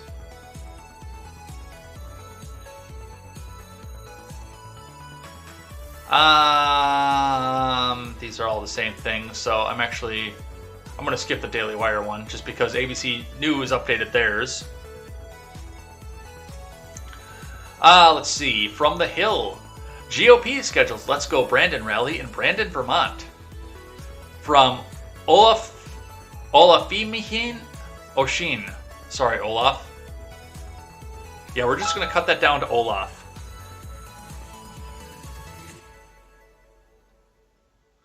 Vermont's Republican Party has scheduled a Let's Go Brandon rally to be held in the city of Brandon, Vermont. The chant has become popular among Republicans as an alternative to a profane charge directed at President Biden, and Vermont's GOP is seeking to take advantage with the rally scheduled for Brandon's Central Park on November 13th. The party plans to offer hats, t-shirts, and bumper stickers to those in attendance to raise money for the state party. It also said portions of the proceeds of sales made from the rally would go to the Brandon area's emergency food shelf. The effort comes as Biden's approval ratings have sunk after the GOP scored some victories in the last week's off-year elections, including Virginia's governor's race that has bolstered the GOP hopes for next year's midterms. Most presidents tried to act swiftly in the first 100 days, and President Biden has next to zero accomplishments as we approach the last 60 days of his first year, the Vermont State GOP said in a statement announcing the rally.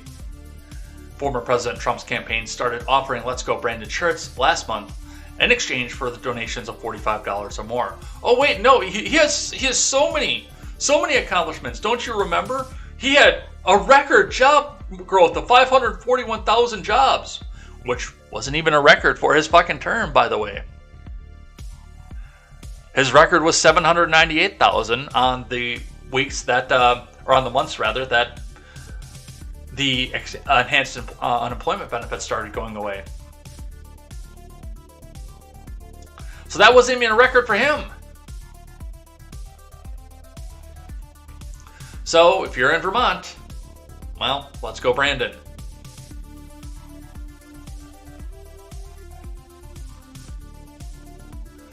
From Reuters, U.S. is back with a new approach to climate policy, says lawmaker Ocasio-Cortez from Valerie Volkovici. The United States has returned to international climate negotiations with a more just approach to addressing global warming than it had the last time it was at the table, U.S. Representative the Honorable and Venerable Alexandria Ocasio-Cortez, D-Twitch, said on Tuesday.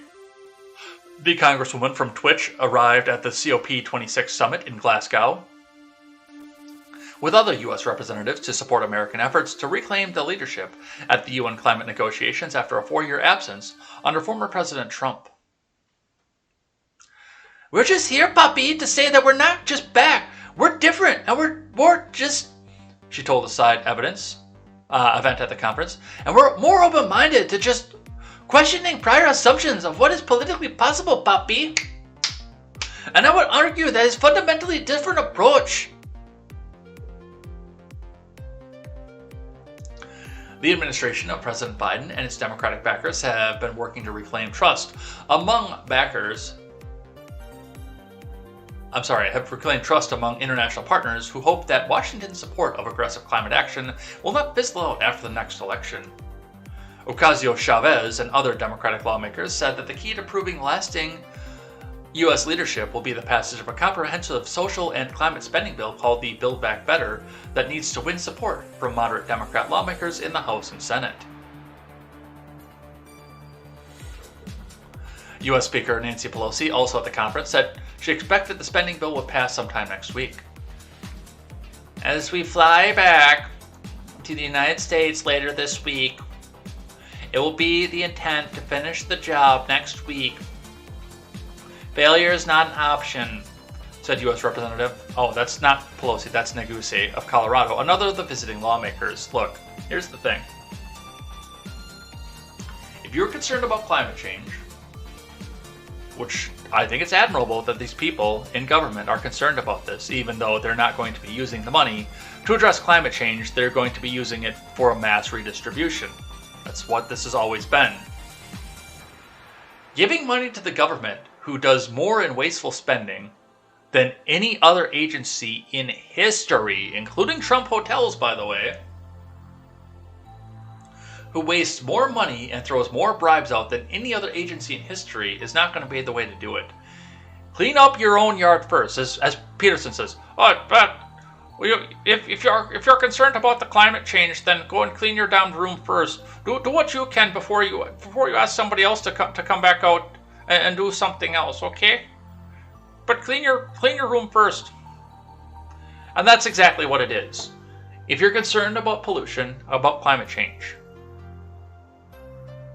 get a tune-up done on your cheap fucking Honda so you have less tailpipe emissions. Change your air filter in your cheap fucking Honda. If you can afford it, do an electric vehicle. It's mostly symbolic at this point, given what we need to have for the electricity, but if you're that concerned about it, you can afford it. Do that. Change your windows in your house. Redo your insulation so you're using less to heat. Turn your air conditioner up a little bit so it's not working as hard and drawing as much electricity. Plant a tree. Go down to your park and pick up litter. These are the best ways to combat climate change. Do what you can first. Because giving money over to these assholes is not going to do it. In fact, it's probably going to accelerate it.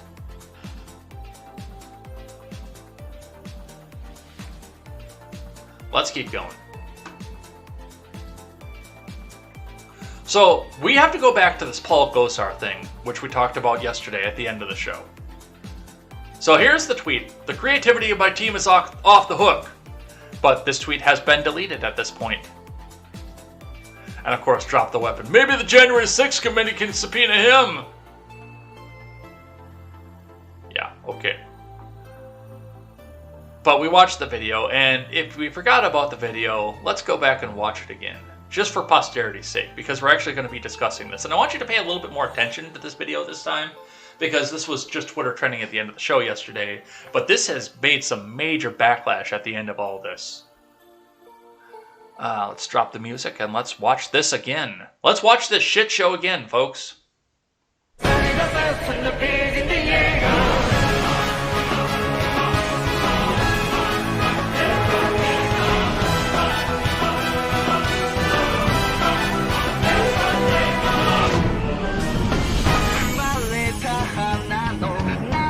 This is so fucking cringe.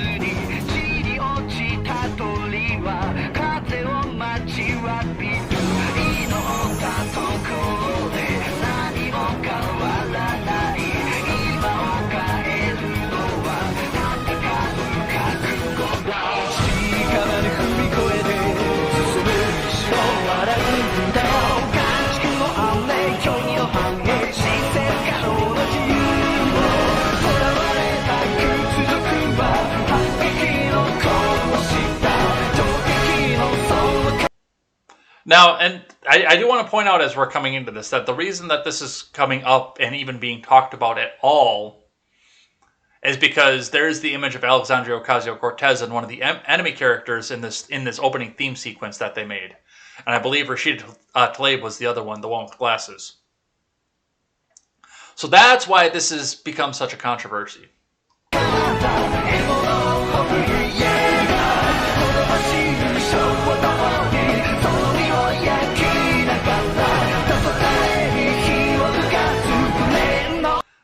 And then, of course, the attack on Joe Biden, the jumping attack off of that.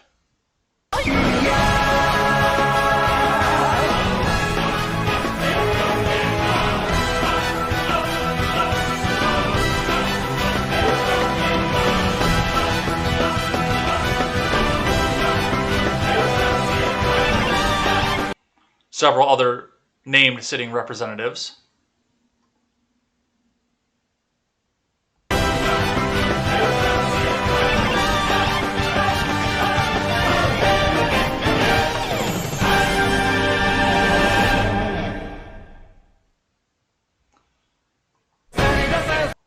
All right, we are never going to watch that again, ever. But now we're going to go talk about it. First, the same team that put this out now has a meme out about this because there's so much hatred that's coming off of this. Paul Gosar, Representative DDS, tweets out, "Your cartoon anime scares me with your jetpack flying and lightsabers."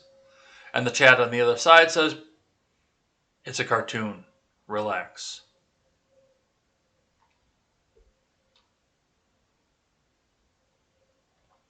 And then somebody else out here, "Turn the replies on, you douche." But this is also quote tweeted into oblivion too. Yeah, if you're gonna put something out this fucking cringy, then you deserve to be roasted in the fucking comments. But, of course, now we come off of this here because NBC News reports out Republican lawmaker tweeted altered anime video depicting him killing Rep. Alexandria Ocasio-Cortez, attacking President Biden. And Ayanna Pressley quote tweets this back out, says, heinous attacks like these leveled at my sister, AOC, perpetuate and normalize violence against women, a reality far too common for women of color. Speaker Pelosi, this white supremacist must be expelled immediately.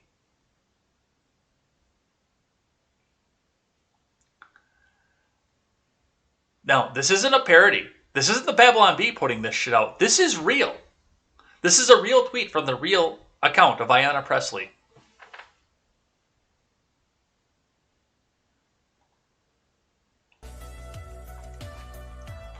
Alright. And furthermore, the Honorable and Venerable Alexandria Ocasio-Cortez, D-Twitch, is in the news. Alexandria Ocasio-Cortez calls GOP congressman a collection of wet toothpicks after he posted a doctored anime clip that depicted him attacking her. From Alex Nitzberg. The Honorable and Venerable Representative Alexandria Ocasio-Cortez, D-Twitch, and other lawmakers have criticized Paul Gosar for posting an edited video that includes a section in which Cortez's face is superimposed over a cartoon figure that gets attacked by a character that has Gosar's face superimposed on it. Another section shows a figure with Gosar's face is leaping to attack President Biden, though the video pauses with the character in midair as the attack is not shown. Any anime fans out there? Gosar asked in a tweet, sharing the video on Sunday. The lawmaker's tweet disappeared on Tuesday, and Twitter indicates the post has been deleted. And yet the internet will remember it forever. Gosar also retweeted the now unavailable tweet on his personal Twitter account, but as of Tuesday evening, the retweeted content has vanished, and a notice from Twitter says the tweet has been deleted by the tweet author. So while I was en route to Glasgow, a creepy member I work with who fundraises for neo-Nazi groups shared a fantasy video of him killing me, Cortez tweeted on Monday, and he'll face no consequences because GOP leader cheers him on without excuses. Fun Monday. Well, back to work because institutions don't protect women of color. Jesus fucking Christ. This is the world we live in, folks. In another tweet, Cortez declared, this dude is just a collection of wet toothpicks anyway. White supremacy is for extremely fragile people. A sad man like him, whose self-concept relies on the myth that he was born superior, because deep down he knows he couldn't open a pickle jar or read a whole book by himself. This is the world we live in. Prior to the tweet disappearing from the platform, Twitter had flagged it, with a notice saying the post ran afoul of its rules regarding hateful conduct, but that the tweet would remain available on the platform anyway. Users had to click to bypass the notice in order to view the tweet. This is real life. This is not just fantasy. We are caught in a landslide, and there is no escape from reality.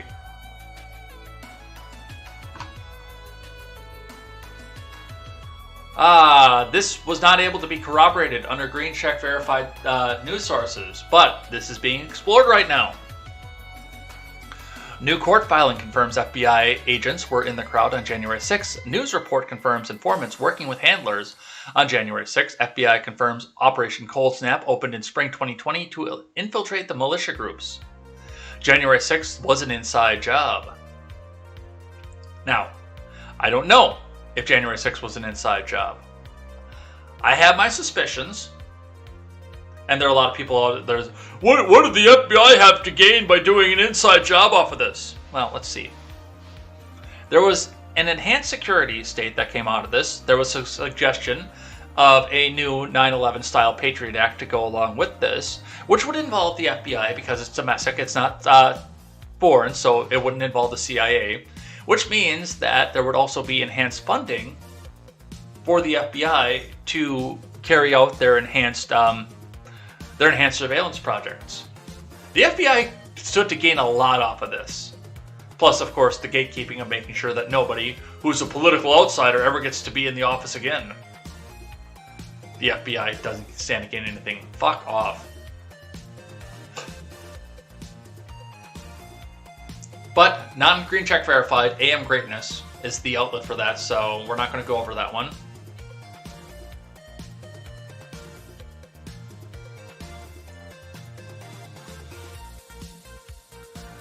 From NBC News, though, going back on the January 6th committee subpoenas Stephen Miller, Kayleigh McEnany, and other top ex-Trump aides.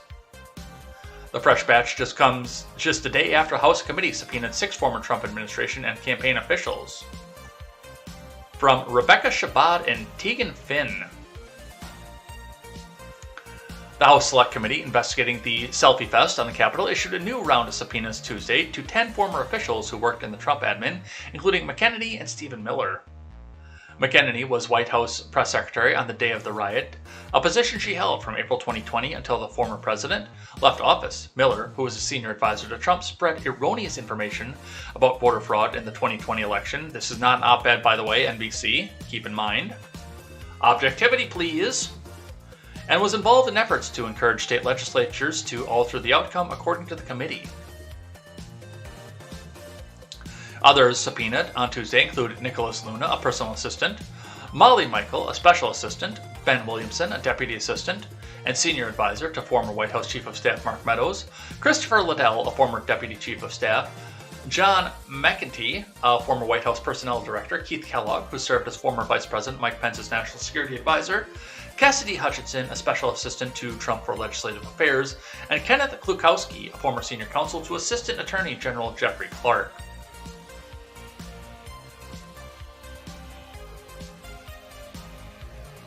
This is pretty much what they're doing to themselves at this point when they keep pulling these people out. They got jack shit. They have jack shit, and they know it. They don't have a goddamn thing on this, which means they're just going to keep out. And it's been my belief to this right from the beginning.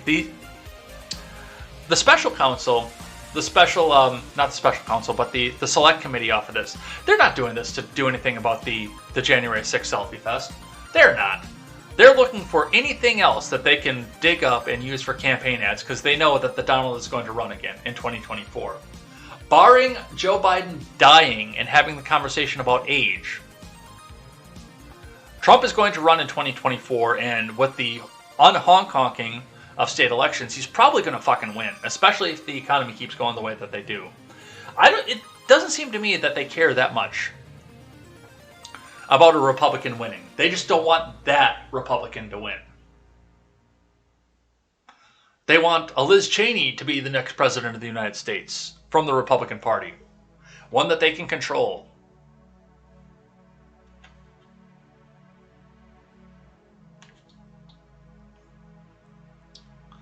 All right, from Politico. Watchdog, 13 Trump officials violated the Hatch Act during the 2020 campaign. Yeah. And so does the red-haired bobblehead on almost a daily basis. What's your fucking point? Nobody gives a flying fuck about the Hatch Act. They never have.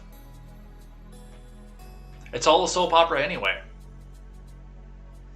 From Nick Niedzwidak. More than a dozen top Trump administration officials violated the terms of the Hatch Act in the run-up to the 2020 elections, the U.S. Office of Special Counsel said in a report released on Tuesday. So did President Obama, by the way, in the run-up to 2016, just so you're aware. So did Bush in the run-up to 2008. So did Hillary in the run-up to 2000.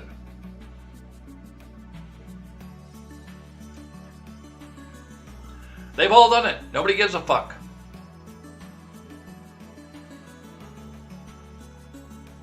The list includes several cabinet officials and top White House aides, including Trump's former Secretary of State Mike Pompeo, Chief of Staff Mark Meadows, and Press Secretary Kayleigh McEnany. The report depicts an administration that felt little obligation to the terms of the 1939 law. Psaki. stating that some officials intentionally ignored the law's requirements and tacitly or expressly approved of senior administration officials violating the law. Psaki, Newsom, McAuliffe.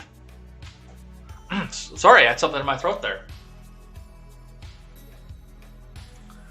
The Hatch Act, named for a former New Mexico senator, restricts federal employees, aside from the president and vice president, from certain political behavior that include tweeting certain messages, speaking about candidates, diverting official travel to attend political events, and fundraising. It was enacted in 1939 after Democrats faced allegations of deploying Works Progress Administration employees to influence elections the year prior.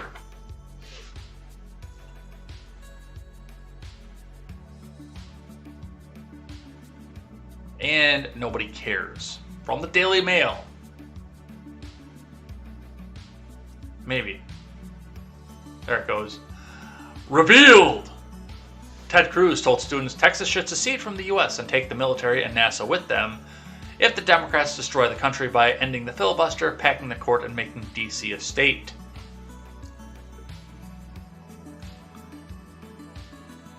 They can only do two of those things, keep in mind, without a constitutional amendment. From Morgan Phillips, politics reporter for DailyMail.com.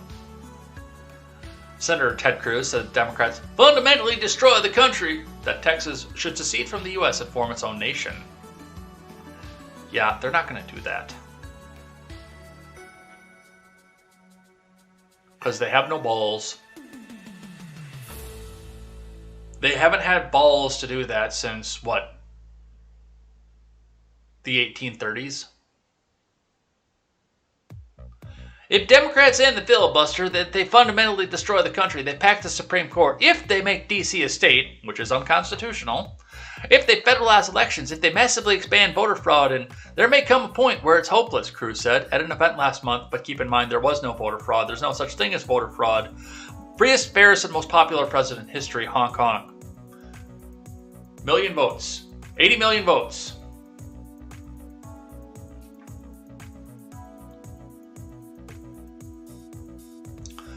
Also asked if he'd take Joe Rogan, who moved to the Lone Star State in 2020. Cruz jokingly responded, "Joe Rogan, he might be the president of Texas." Cruz made the remarks at an event at Texas A&M hosted by Young America's Foundation on October 14th.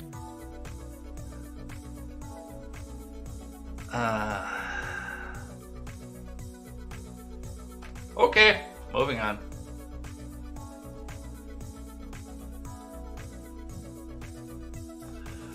Mayor Pete is back in the news once again. Booty Judge. It's not that the ports are moving less goods, they're moving more goods than ever. It's just that it's still not keeping up with the demand. Let's listen. She speaks to. Do you think the bottlenecks are still in Los Angeles and Long Beach, or are they moving in the most recent weeks as steps have been taken to sort of ease the congestion? This stupid fucking thing. So are the ships still moving in Los Angeles, or are they moving back out of here, or is this what's happening here? What are we seeing out of this, Mayor Pete? Yeah, we've seen some steps that are, we think, making a big difference there in terms of moves to clear the containers, obviously the 24/7 ops. But look, the bottom line is, and I think this is important, not everybody may be following this, it's not that the ports are moving less goods, that they've somehow been less able to move. They're moving more goods than ever. It's just that it's still not keeping up with the demand. National Retail Federation predicts an all-time record high this year, and that's enormous pressure. And whenever you have enormous pressure on a system, you will find the weakest links in that system. And that, frankly, could pop up at any juncture around the U.S., which is why we're very focused on L.A. Long Beach, because that's 40% of the containers coming in. But anywhere, including 1,000 miles inland, at some multimodal facility that's gummed up. I mean, anywhere in the country you can see these issues. She speaks to. Are you dumb, Mayor Pete? That's a legitimate question at this point, because I've defended Mayor Pete before, saying, okay, well, he's a good speaker, he's smart and intelligent, and he actually probably would make a good cabinet position, just not in this cabinet position. But I'm bringing back up, are you fucking stupid? Yes, We know that the longshoremen, which you are about to cut their jobs up, by the way, but the longshoremen are doing well, moving the stuff up off the ships when they have places to move the stuff off the ships. Well, the problem that we're seeing here is getting stuff, the empty containers loaded back onto ships or refilled, because we can't get our exports getting into the containers to get back out of here. And the fact that there is a trucking shortage. There is a rail line shortage. There are shortages of workers on every other piece in the middle of this. It's not the heightened demand. The demand is actually most likely the same off of this. You can't get stuff out of there because you can't get stuff off the ships fast enough because you keep firing fucking drivers and making everything harder to do. There's no slowdown coming out of Florida. And their ports are smaller, but the restrictions are less. People are going to Florida, picking up stuff. Fuck, I have debated, and this is the only reason that I haven't done this, is because I want to stay here with you guys and your audience, going over the road myself and driving off of this because the money's going to be damn good, and actually I could do something to help this back out. Grab an intermode. I've got a CDL. Are you fucking stupid, Mayor Pete?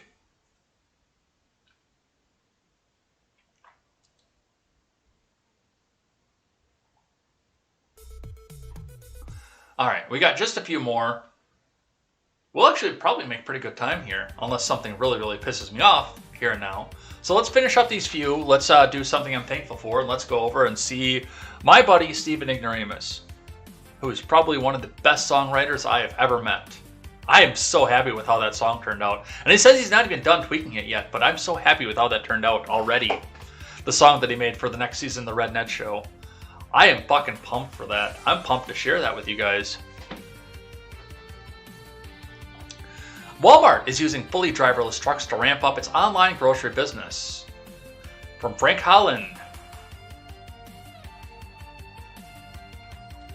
Walmart said Monday it has started using fully driverless trucking in its online grocery business, aiming to increase capacity and reduce inefficiencies. Walmart in Silicon Valley startup Gatik said that since August they've operated 2 autonomous box trucks without a safety driver on a 7-mile loop daily for 12 hours. The Gatik trucks are loaded with online grocery orders from a Walmart fulfillment center called a dark store. The orders are then taken to a nearby Walmart neighborhood market grocery store in Bentonville, Arkansas, where Walmart is headquartered. The program began in December 2020 after getting approval from the Arkansas State Highway Commission. The safety driver was pulled over the summer. The partnership is focused on the so-called middle mile, the transport of goods within the supply chain, most often from a warehouse to fulfillment center or warehouse to a retailer. Well, we're thrilled to be working with Gatik to achieve this industry's first driverless milestone, Walmart Senior Vice President Tom Ward said in the news release about the project. Through our work with Gatik, we've identified that autonomous box trucks offer an efficient, safe, and sustainable solution for transporting goods on repeatable routes between our stores. Taking the driver out is the holy grail of this technology, Gatik CEO Gautam Narang, who founded the company in 2017, told CNBC. Having the trust from the world's largest retailer has been a massive boost for what we do and is a validation for our technology, our solution, and our progress. Walmart, the nation's biggest seller of grocery items, is testing Gatik autonomous vehicles as part of its transition to a hub-and-spoke model for grocery delivery when dark stores are closer to the consumer and used to serve several retail stores. Walmart said the use of automated vehicles will also allow store associates more freedom to perform higher-level tasks, including picking and packing online orders and customer assistance. If you ever wanted another reason to not support Walmart, there it is right there. Like, this is the thing too, and I don't really give support to companies that destroy jobs, that automate and destroy jobs. I do not go through the self-check. The only time I do, by the way, is if, like, last night when I went to the Woodman's, the local Woodman's, they only had 2 registers open, and both of the lines were out into the aisle, and I only had 4 things. That was the only reason that I went into the self-checkout last night. Because if you're out into the aisles at that particular Woodman's, that means that there are 5 people ahead of you, and it's Woodman's, so they are packed up with $200, $300 orders. They are packed full with $200, $300, sometimes $400 orders. If there's 4 or 5 people ahead of you in each of those lines and you only got 4 things, That's the only reason I did that. But, I mean, otherwise, with the self-checkout, it's just, I don't do self-checkout. I don't do automated delivery. If Eat Street starts doing automated delivery, I delete the Eat Street app. It's that simple. And it does look like some of this is going to be coming off of this. I don't know how reliable the technology is going to be. I know it's coming, and I'm not going to deny it's coming. Now, as far as big over-the-road trucking, I don't think that's there yet. Local delivery, I'm sure that there's going to be some major bugs yet in this, and we're going to see some issues with that. I don't know how I feel about having this thing operating without a dead man switch. I don't. But I guess it's here. We're going to be watching it and seeing where it goes. For all the people that didn't want to work, there you go. Your jobs are going away.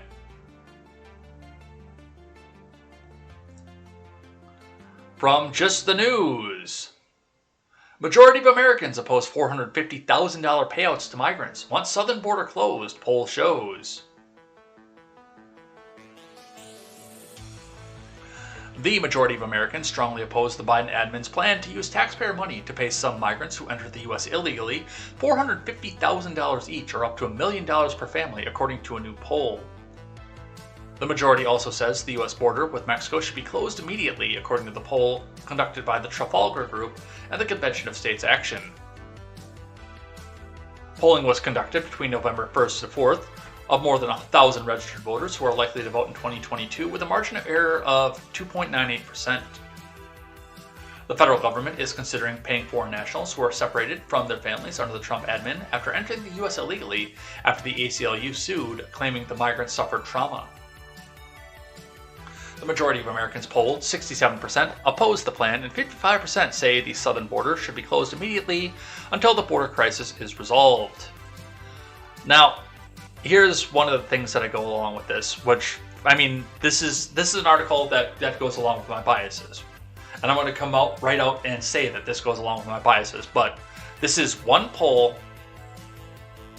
that is done by one more conservative group, which means that it's probably oversampled on the conservative side. I would like to see a few counter polls from Hill, Harris X, and places like that, and Fox News maybe out there, other places like that. I'd like to see more polling on this and get an aggregate off that. But this is one poll that's out there. But I can also tell you that there's probably a lot of people that are not really happy about the fact that $500,000 per person to illegal immigrant families is on the table right now. What else? We're almost there. Couple court things here. Supreme Court weighs case involving FBI surveillance of Muslim community in California.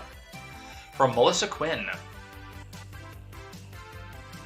The Supreme Court Monday grappled with whether to allow a case brought by 3 Muslim men against the FBI to proceed, with the men arguing the federal government targeted them and their Southern California community for surveillance based on their religion. Across arguments spanning more than 2 hours, the justices seemed likely to issue a narrow ruling in the case known as FBI versus Fazaga, with some expressing concerns about the leeway the federal government has in keeping information from public view by invoking national security.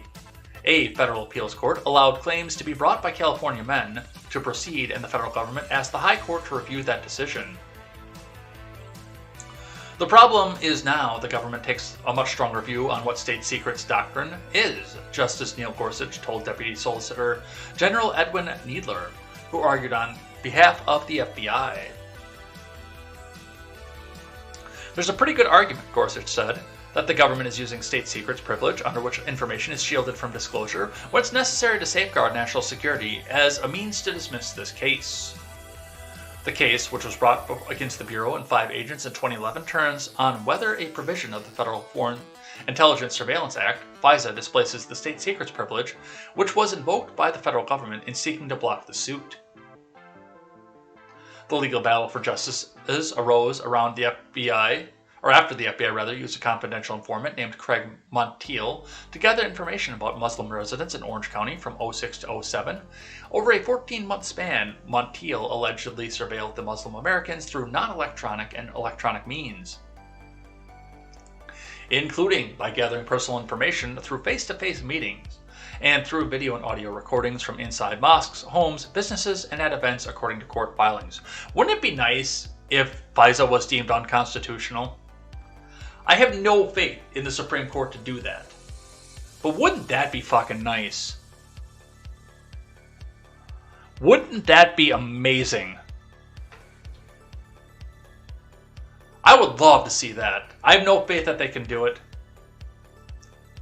But yeah, the government has no business spying on anybody whatsoever.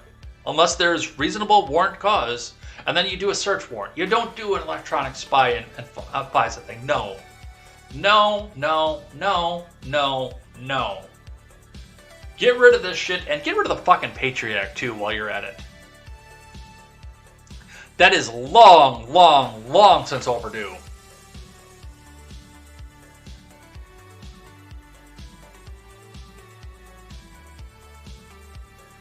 Alright.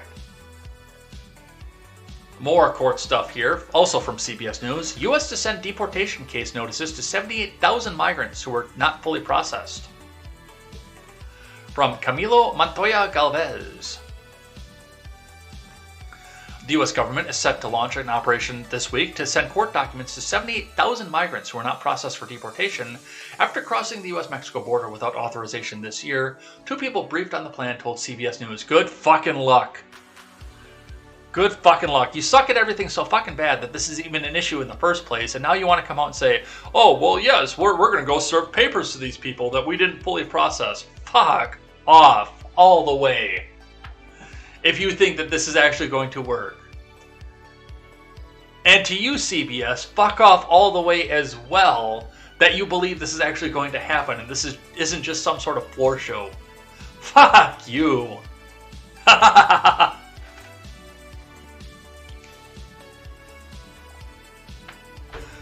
Starting Monday, U.S. immigration authorities will dispatch packets of legal documents that will instruct migrants, many of them families with children, to show up in court hearings before immigration judges who will determine whether the new arrivals will be allowed to stay in the country, the sources said.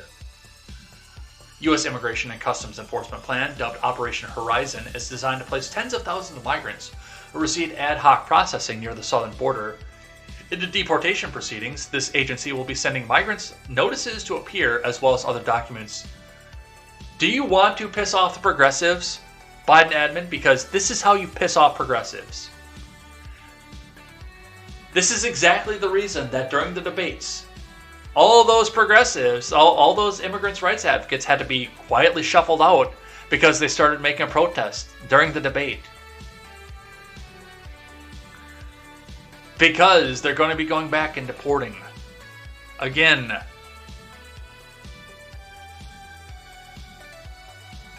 Dude, if this actually goes through and they actually can go find these people, get your fucking popcorn, because this is going to turn the progressive polling against the Biden admin.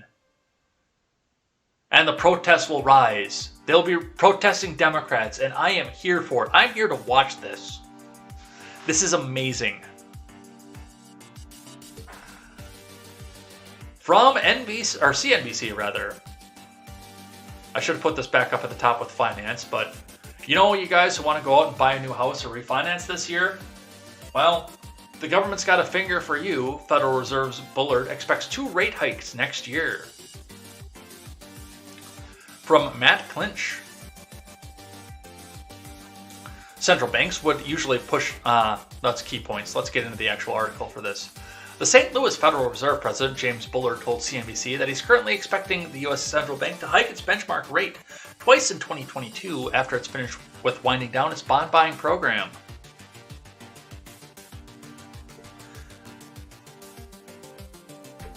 Bullard added that the caveat that his viewpoint was based on current economic data and that his prediction could change as time progresses. What we can do is assess the situation next spring and see where we're at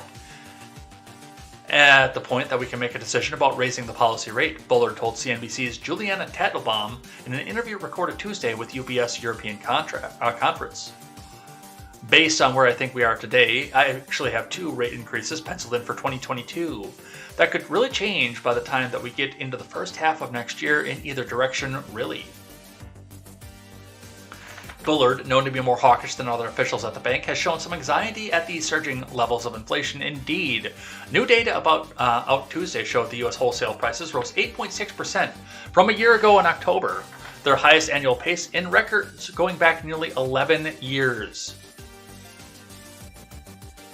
8.6% inflation.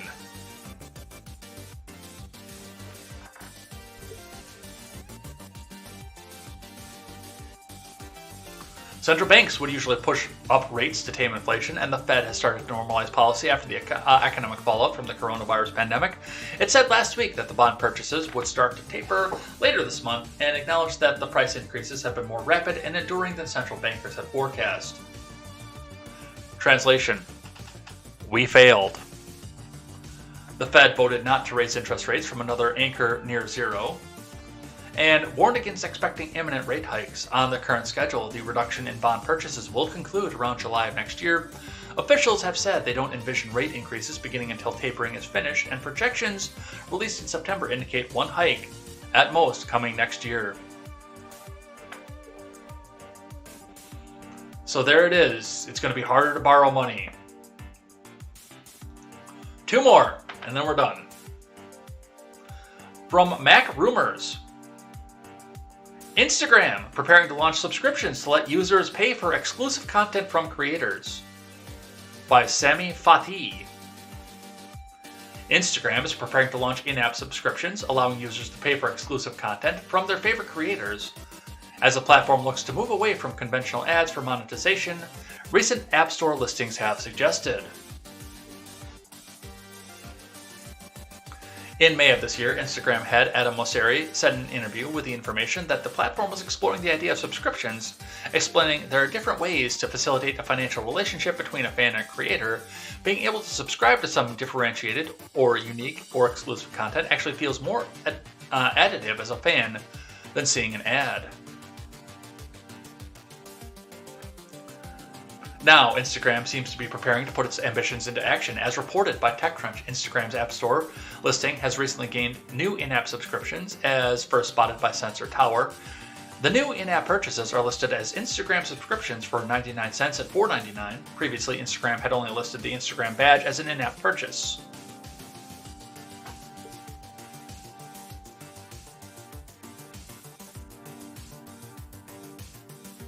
Let the thottery continue.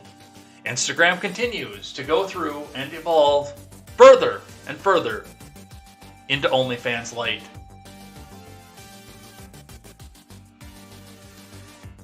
Well, we'll see what happens with that. E-thottery away!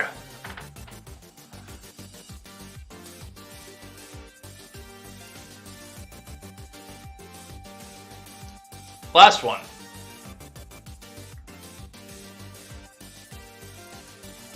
Joe Rogan savages critics, calling black Republicans black white supremacists. They're out of their fucking minds. From Sarah Taylor, over at The Blaze. Yeah, that Ghostbusters movie is coming out in a few days, isn't it? I'm actually interested to go see that. I'm not gonna lie. That might be Thing I Like tomorrow again. We've done that as Thing I Like before, but that might be. I'm interested. Because it seems like a more darker, real version than the comedy from the 80s, which I love the comedy from the 80s. I don't have high expectations, but I'm at least curious enough about that one to pay for the ticket and go to the theater.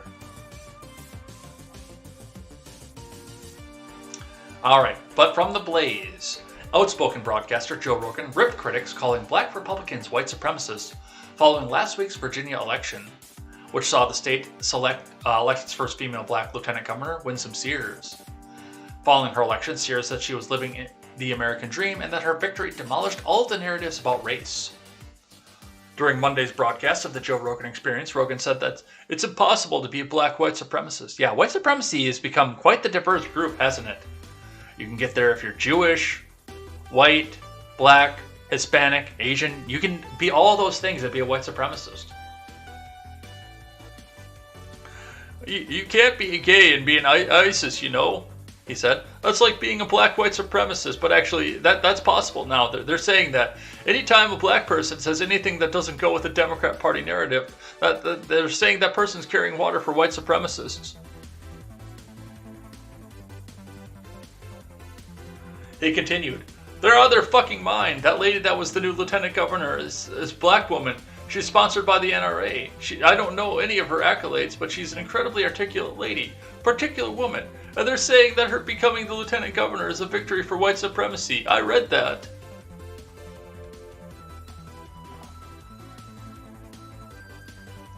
Rogan added that the Democratic Party is keen to slap the white supremacy label on as many things as they can. Rogan's comments come after the sports writer Jamal Hill oddly appeared to blame white supremacy for Sears' win.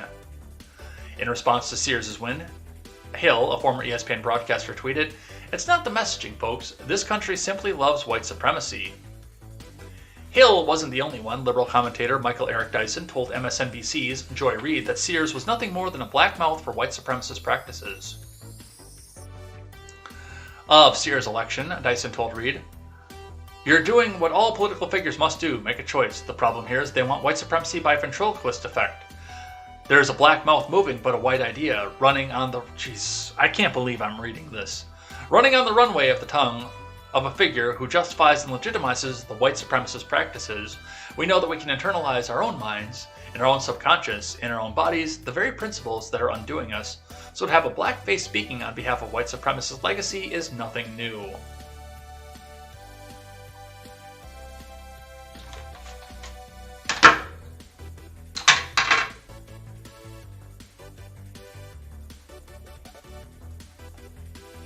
What the hell is happening to this world?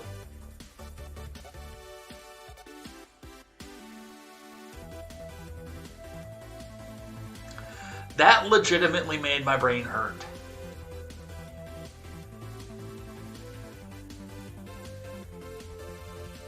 I can't. You guys, I can't.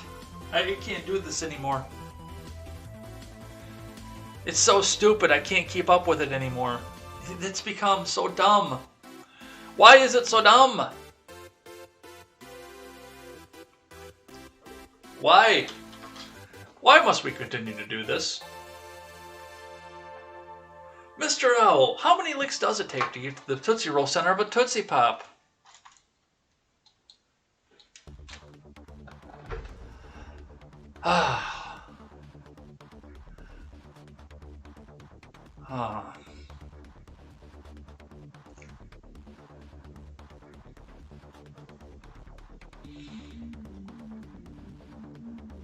Well, now that my soul is broken again, let's do something that I'm thankful for and get out of here. And everybody can go over and see Stephen Ignoramus. So, speaking of Stephen Ignoramus, I do want to touch on something that's coming up here. So, a couple things have come up in my life. Now, I am scheduled to be on jury duty from November 22nd on for 2 weeks. I am probably not going to be picked for a jury. In fact, I'll probably be dismissed almost immediately once I get in there, because I do believe in jury nullification. But the fact of the matter is that I talked to a few people already, and it looks like Stephen actually might just cover the whole couple weeks for contemporary while he's going into it. I'm going to see if I can get some other variety into this, but it might be off of that. But also, there may be another time throughout the next couple weeks where I also have to step away because, and I'm not going to say why, but I'm going to be in the South the day after Christmas. I've announced that already. The week after Christmas, I'm going to be in the South. I don't know for how long. I have told my boss I'm not coming back after Christmas for the rest of the year. I have told him that I'm not coming back after that. It's going to be a slow week. There's no reason for me whatsoever. I worked Christmas at this store specifically twice, and in this company 5 times. There is not going to be any reason for me to be there for the week after Christmas. So I'm going down to the South for a celebratory fashion. And then afterwards, I might even go deeper into the South. But there will still be contemporary off there. But even if I do have to take off for a travel day, there are people out there that can come back and pop in and cover the mic for me and talk about the news while I'm gone. And I'm really thankful for that. That has been my #1 top goal, is to treat this like a radio show once I started this. that there will always be content every morning on a scheduled time, which I have wavered the schedule a little bit. I understand and I confess I've been late a few times. And then we're supposed to be starting at 7. We're starting at 7:15 usually off of this. But the fact that I can start this, that I can do this as a radio show and have enough people there to cover and sub means that I have come so far in my life, and I've surrounded myself by such great people in my life to where I wasn't. And I said the same thing, and I'm probably cocking right now because I said and used the exact same thing I'm thankful for when I went on vacation and actually legitimately took time off the microphone, which I don't like doing, you guys. I love being here with you guys in the morning. But sometimes you just need to go out and be on the water in the morning, too. But that's just it. I mean, when Rebecca and I split, I was new in the area. I don't really have any friends around here. I don't really know anybody around here. But, I was able to reach out and actually make real lasting friendships with people out there. I've been invited to somebody's home, and I'm not going to say who. Just this morning, for when I'm on my trip out into the south. I don't know if I'm going to be able to go because that's going to be the week between Christmas and New Year's, and, well, let's just look at the gas pumps and say, let's go fucking Brandon. But the fact of the matter is, this wasn't an option on the table for me not that long ago. And I'm loving the fact that it's there now. So that's amazing, and I've got the greatest friends in the world. Unfortunately, they're not here. We can't sit around and play euchre or something at night, but I still do have some of the greatest people. I have some of the greatest colleagues in the world, and I'm so happy for that. So that's what I'm thankful for today. We'll be back here tomorrow with a thing that I like and a thing that I hate. But let's throw the music back up and let's go. Nope, that's not the scene that I want to switch into. Where's my outro music? There it is.